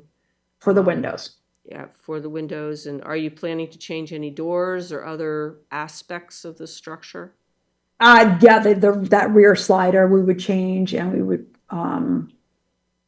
the rear slider, yeah, which is I think the only other door. No, nothing, no other doors, no other chimneys, nothing No, else? no. Boards on the gables, molding trim on the Yeah. Yeah, are you doing anything to change any of the moldings or trim or anything else on the exterior? No, it's just flat stock, and we would be replacing it, everything exactly as is. Okay, so you're replacing existing wood flat stock with new wood flat stock. And I can provide a better sheet of what's existing, and what we would be replacing it with. I'm just saying it's in kind. Okay, yeah, so that's what should be in COA application. Okay. Okay. Does anybody have any other questions, comments on this? And you understand what's needed? I do. Okay. There's a question Okay. about a generator also, I think. Oh, yes, there's a generator. I believe the plans show an existing generator on the property Yes. to be removed/moved. Do we know where it's going? Yeah, I think I think I got an email requesting information on it, and I think I said that they actually decided that they're going to leave it there. Okay, so the generator is not going anywhere. Okay. So then, Do you happen to know? Did you happen to see anywhere where there's a permit pending on that generator? I don't have Is it that information. in your records? Okay. Yeah. So we'll leave it in its location. Okay. All right. So when you submit the COA application, the plans to just show, existing generator to remain. Okay. Any other questions? Okay. Okay. The owner may just want to jump on. So is this do I just come back, is it a whole nother month, or can those things just be supplied to you guys? I think we need to, I think it will be heard in December when you've submitted the application and we've had time to review it. And we may want to go take a look at those windows. Mm-hmm. Okay. So that would be the schedule. I'm just out of curiosity, what constitutes a window, just because I'm just curious, what would constitute a window that, would be of worth? If it's not like a 80s It window. would be a window that would be something that would be either original to the house, or a window that would appear of a similar nature to what would have been original to the house. So I wouldn't have expected this house to have 1/1 windows originally. Right. It might have had 6/6 true divided light windows, something like that. So usually when we take a look at these buildings, we can kind of tell what is likely to have been original and what is likely to have been a replacement. Okay. So. And since we are pretty sure that they're not original and they're just modern old windows, is there anything in you making a judgment on it that, replacing them as they look now, or trying to make should we just be replacing them? That's what we were trying to do to expedite this and get the house closed up, is to replace in kind what is there. But is there something that would make that not be appealing? Well, I know in the past we've had landmarked houses with a variety of non-original windows. And in the case of one house I'm thinking of in particular that we have given landmarks maintenance grants to before, the owner was desirous of returning the house to something resembling an original appearance, even though she had, I think, essentially no original windows left.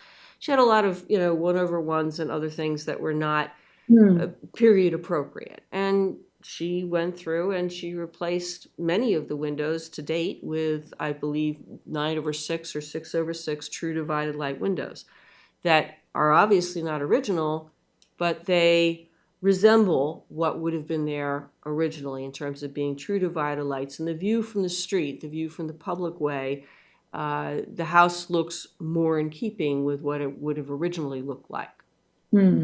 Interesting. Okay. Okay.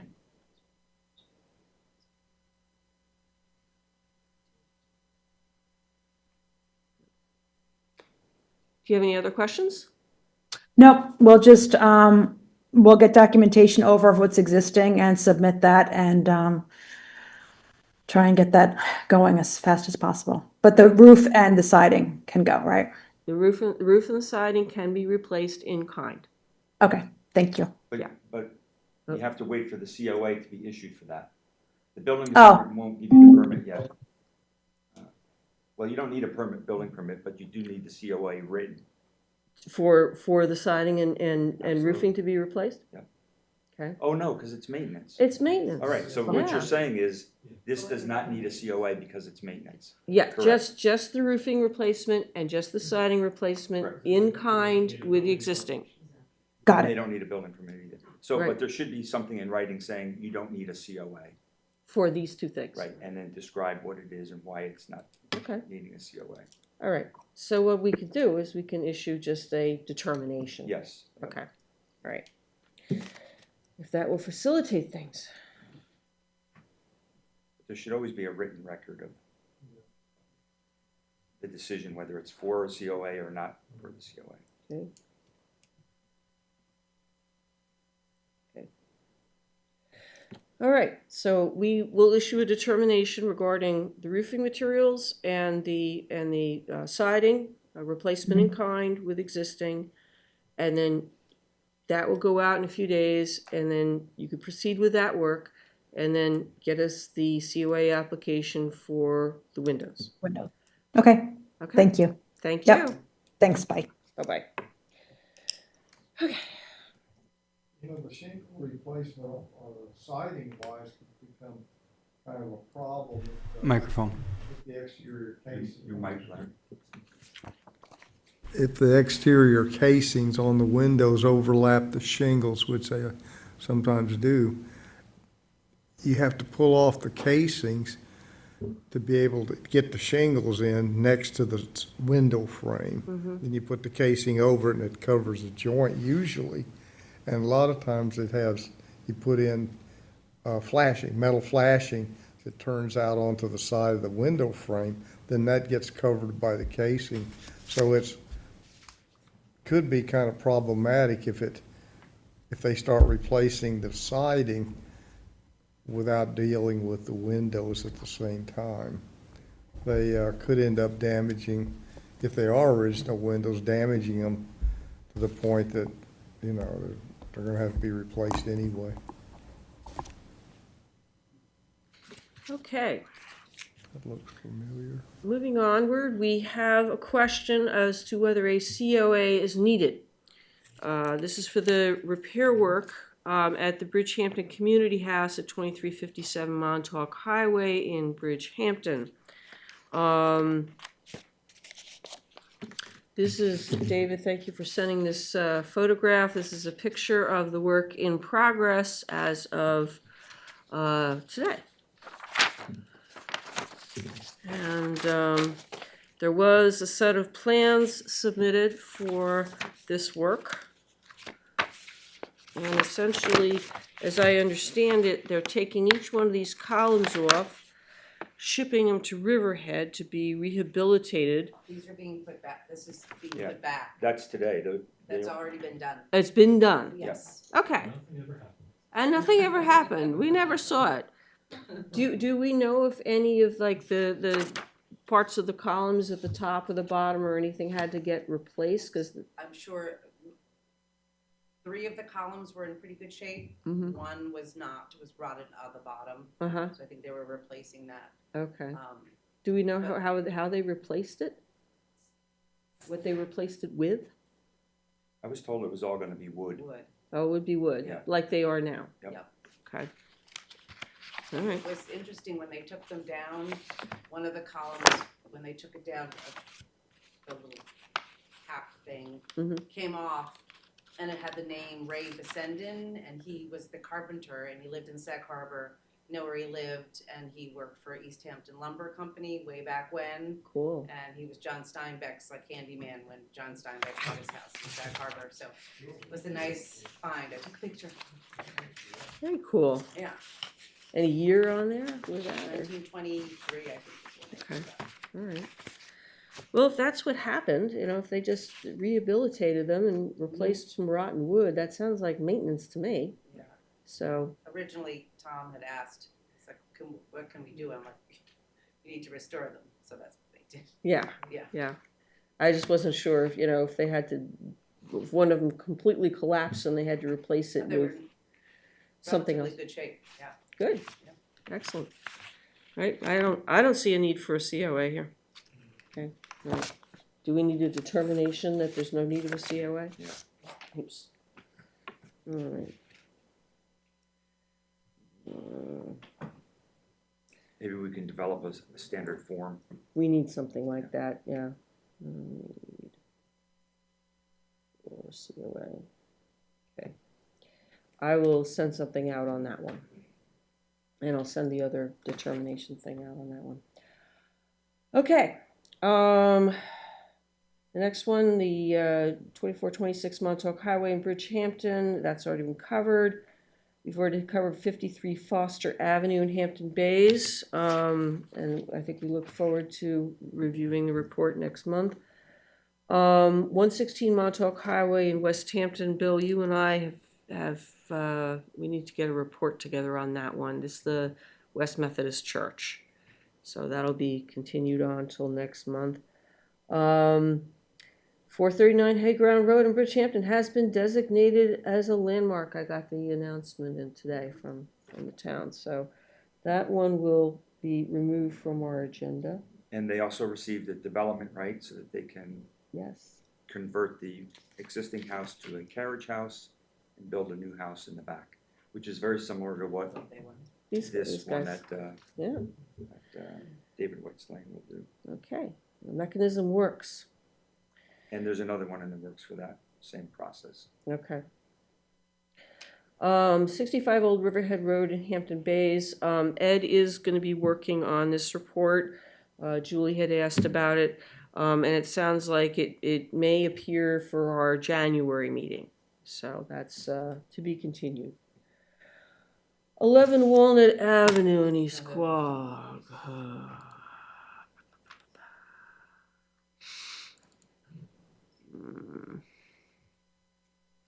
All right, so the story with 11 Walnut Avenue, assuming this decides to open. Oh, it's probably opening down here. There we go. Okay, so this is the house at 11 Walnut Avenue, which has now been designated by the town as a landmark, although I have been informed that the papers have not been yet filed with the county to record it. And at the time that we reviewed this, the owner had informed Bill and myself that he had intended eventually to put a garage with a breezeway somewhere back here, and he had it on his plans, and we said, fine, that shouldn't be a problem, and we'll see it when we see it. And he recalls having a discussion with us about the nature of what this building might look like. I personally didn't recall the discussion, but it's been 2 years since we first met with him and had this discussion. At any rate, since that time, and before he was landmarked, he submitted an application to the building department for a garage with a breezeway, which was approved without being referred to the Landmarks and Historic Districts Board. So that was a problem. And the foundation for this structure is now in. Nothing else is up yet. And Julie happened to notice this when you went by because the owner wants a facade easement. And a facade easement has been negotiated but not yet closed, not yet done. And you were doing I was doing the report before we close, exactly what it looks like. And I noticed foundation. Yes. I was a little baffled. Nobody was aware of. Yeah. So anyhow, so we have a situation here where we have a project that has a permit and the construction is underway.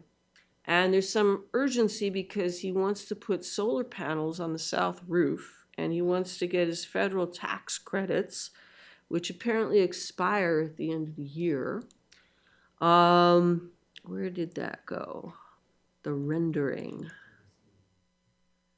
Yeah, I mean, I was on the phone with him yesterday at lunch and he expressed some urgency to me. Where is that rendering? There it is. So, this is what the structure will look like. It's almost the same size as the house, and it's sort of a modern barn design. Some vertical siding here, 2 windows on the front, but not divided light like here. The garage doors at least are on the side, not facing the street. This is the street facade. This is the side you can see from the seat. Here's his roof, where, as I understand, these solar panels are proposed. And he's got another vertical window over here. It was felt that the structure might be out of keeping with the character of the house. So the question is, where do we go from here? He doesn't have this built yet. He's obviously invested in plans. He would like to get his work done. Bill and I were just kind of talking out there about what could be done to make this garage more in keeping with the house. And it may be that because it's separate from the house, it may be okay. So, opinions from the board is what do we think about this proposed garage? Do we know what material the siding and the roofing will be? I don't know what the roofing's gonna be, but he supposedly is gonna have solar panels on this, he said on the south roof, which is that roof. It looks to me like a standing seam metal roof. He did mention, I believe, vertical siding that would be boards and allowed to weather. This house is, weathered shingles. So the siding, at least the color of it, sounds like it may be similar to the color of the house when the boards weather. Is that the south side? What This side is of this is the south side. This is the south side. I thought that house was on the west side of the street. No, it's on the east side of the Oh, street. okay. It's on the east side of the street. Okay. Street's not straight north-south, but Yeah, it's on the east side. Okay. This is the front facade. So this is the facade you see, which I know the plan that you had, Julie, that, it was not a three-dimensional plan, it was just a flat. Yeah. So it looked like everything was right front and Right, center. I mean, I understand, it's understood that it's set back and it's not obstructing the view of the south side of the house, which has now become quite visible, because they removed quite a few trees and things, so, Yeah, well, it's always been fairly visible. I mean, even when we went there earlier, there's a bunch of walnut trees in the yard. Yeah. A bunch of them have been removed, but there's still some. Yeah. But I mean, the house has always been pretty visible, at least from the times that we've seen it, the past couple of years. Originally, they did have some shrubs around the front that were pretty overgrown, and they've been removed.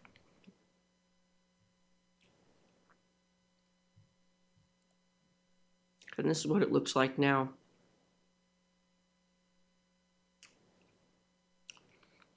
I mean, so I think there's kind of two ways to think about this. You could think that, okay, it's a separate structure from the house. It's set way back from the house, what you're going to see. You'll see it from the street. There's no question about that. Probably won't see much of the side from the street, but you'll definitely see the front facade from the street. But you'll see it, I think, as a separate structure from the main dwelling. It is, I believe, going to be wood-sided, and we can get that confirmed. What I did ask for him to do is submit his plans to us so we can see the details for our next meeting. So it may be that we consider this as it's proposed. The other thing that could be done potentially is to redesign this so it more closely resembles the original house. But then we have the question of, we know that this isn't historic, and this is historic. Do we want to have the garage structure resemble the original house? Stephanie, one thing I'm noticing is that the massing of the original house, the front wall is broken up with that porch roof, so it doesn't seem as massive. So I think one of the things that's just slightly disconcerting about this plan is that the front of the garage just has that two-story sheer wall. And you see on the back of the garage addition, they have some sort of pergola structure or something to break down that scale and relate to the porch on the back. Maybe a pergola structure or something going to that breezeway connector in front of the front wall of the garage could be something to help mitigate the scale and tie it into the scale of the existing a little bit more. Well, there is a flat roof here over what is a back porch and this little mudroom, if you will, back here. What if they extended this roof out from where it is and then maybe across the front of the structure to break it up a little bit? Is that the kind of thing you have in mind? That's what I was thinking that would help mitigate the scale. Okay. Bill, you have any thoughts on this? There are other architect here? Yeah. Yeah, I like your thought of breaking that up, because the back doesn't have that scale that the front does. From the drawing, just the lines on the roof, I mean, it looks like standing seam metal roofing. Now, question, Bill, I mean, we've seen this before they removed all the sheds and the barns and the things out back. I mean, this was at one time probably farmed or part of a farm. Yeah. Could this read like a barn? Like a Yeah. barn structure? So that it wasn't trying to imitate a house or the house. Yeah, I think it's best to be trying to carry yourself as a barn. Yeah. Maybe the glass plate windows, just a solid.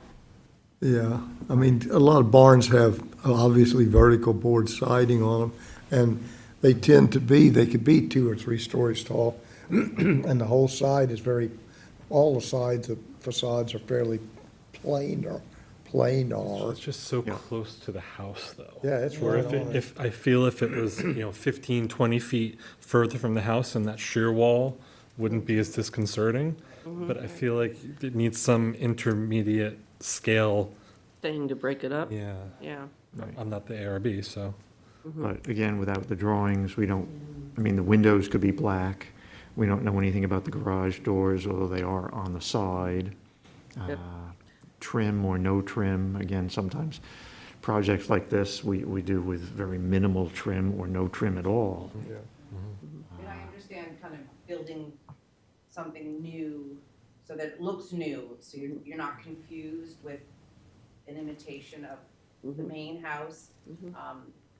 But I also fear that from the public's right of way, this is all you're gonna see.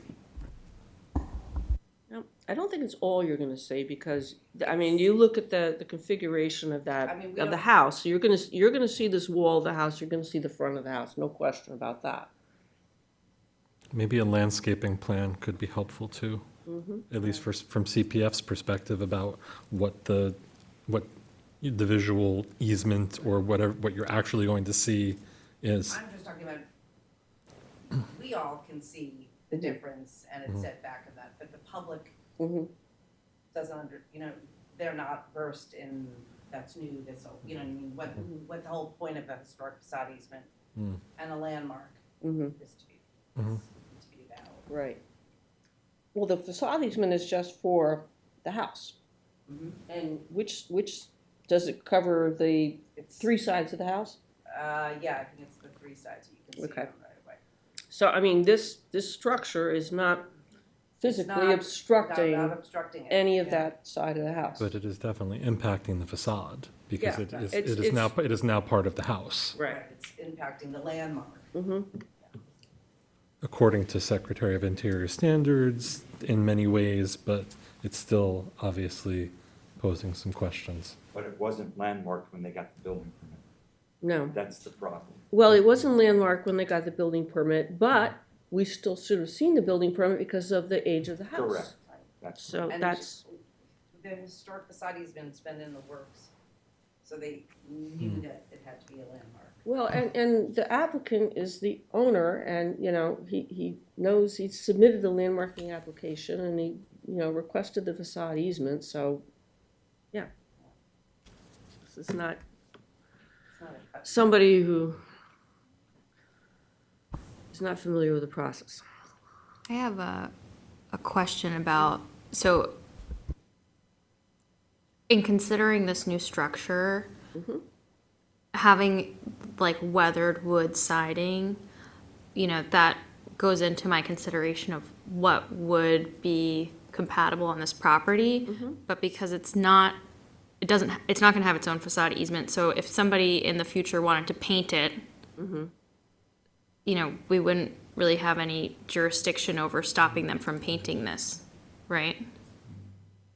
Not that structure, I I don't think believe. painting is, Well, it's, we're talking about painting the barn. right, but The garage. it's going to be attached to the landmark structure. It's attached. It's a breezeway. It's conditioned space, correct? I don't know if it's conditioned or not. I guess it's a definition, like it's the second structure. I think on those flat things, it looks like it's, yeah. It's really described as a breezeway, but, it's pretty close. This is again why it would be helpful for us to actually see the plans for this, and so we can determine that. But that's a good point. Yeah.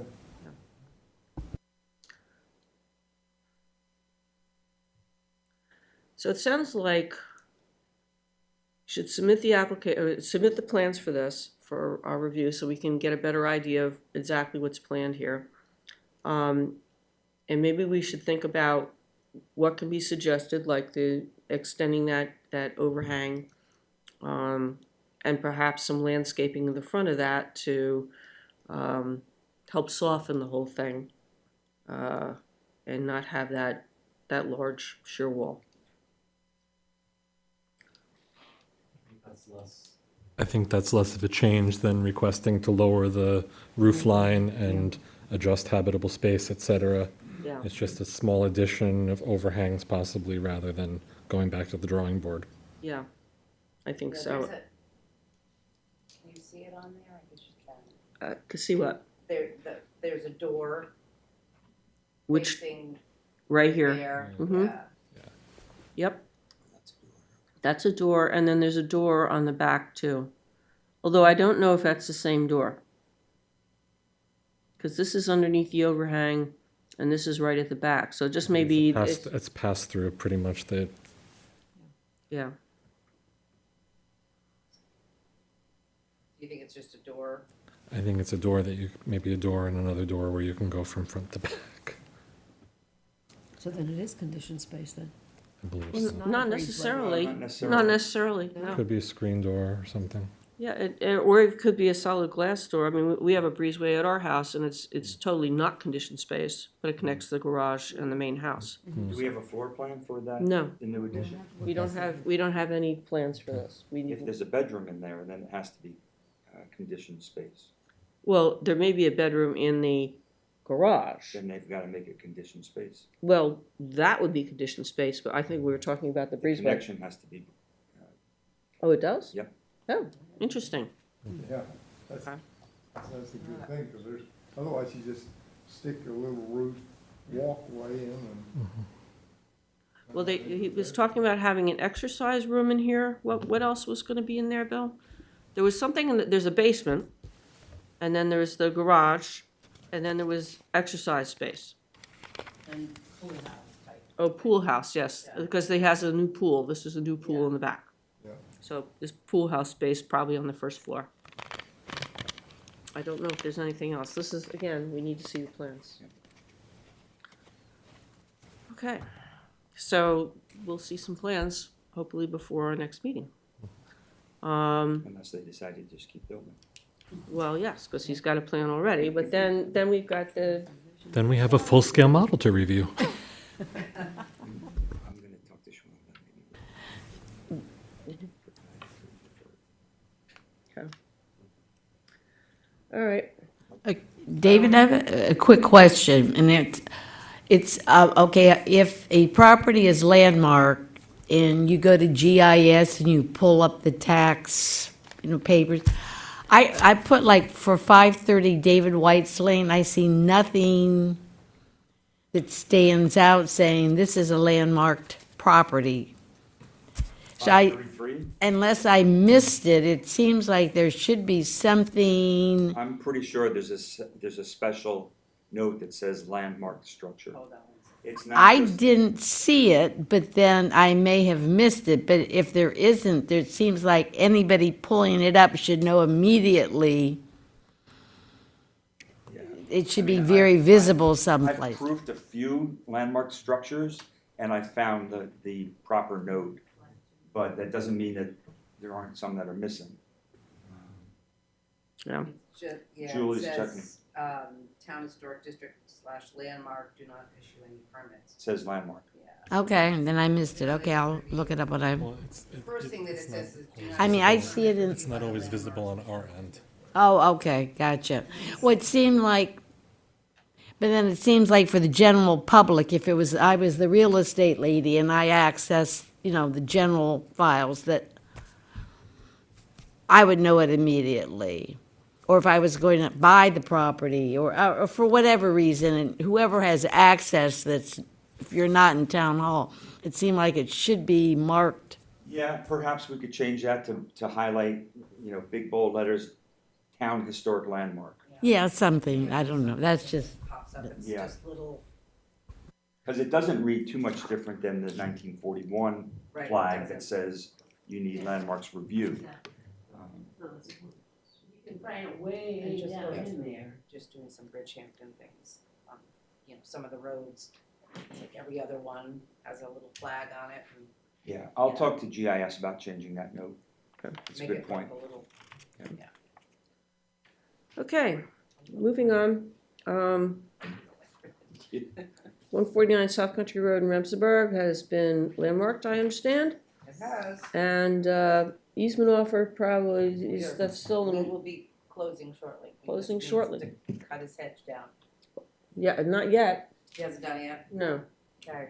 Went by there today, I noticed that head immediately when I came down. Why didn't we require the hedge to be cut down on 533 to give it weights? I don't know, sleep at the wheel. The facade easements requiring, Oh, you're, okay. Yeah. Facade easement. All right, 29 Dock Road. consider it for the landmarking too. Yeah. 29 Dock Road in Remsenburg, Spionk. We're just still waiting for him to do his windows, which I don't think is going to happen. North Sea Schoolhouse. I sent an email months ago telling them we needed the invoices. I haven't gotten anything. Okay. Do you want to send another email? Yeah, I better. Thank you. And that closes out the matters to be considered, unless anybody wants to bring anything else to our attention tonight. And Peter, I keep forgetting to ask, is there anybody on Zoom with their hand up? No one has their hand up. Okay, good. All right. Well, if there are no other matters to be discussed, meeting adjourned. Happy Thanksgiving, everyone. Yes, happy Thanksgiving. The guy I talked to today with Kevin Durkin, he said,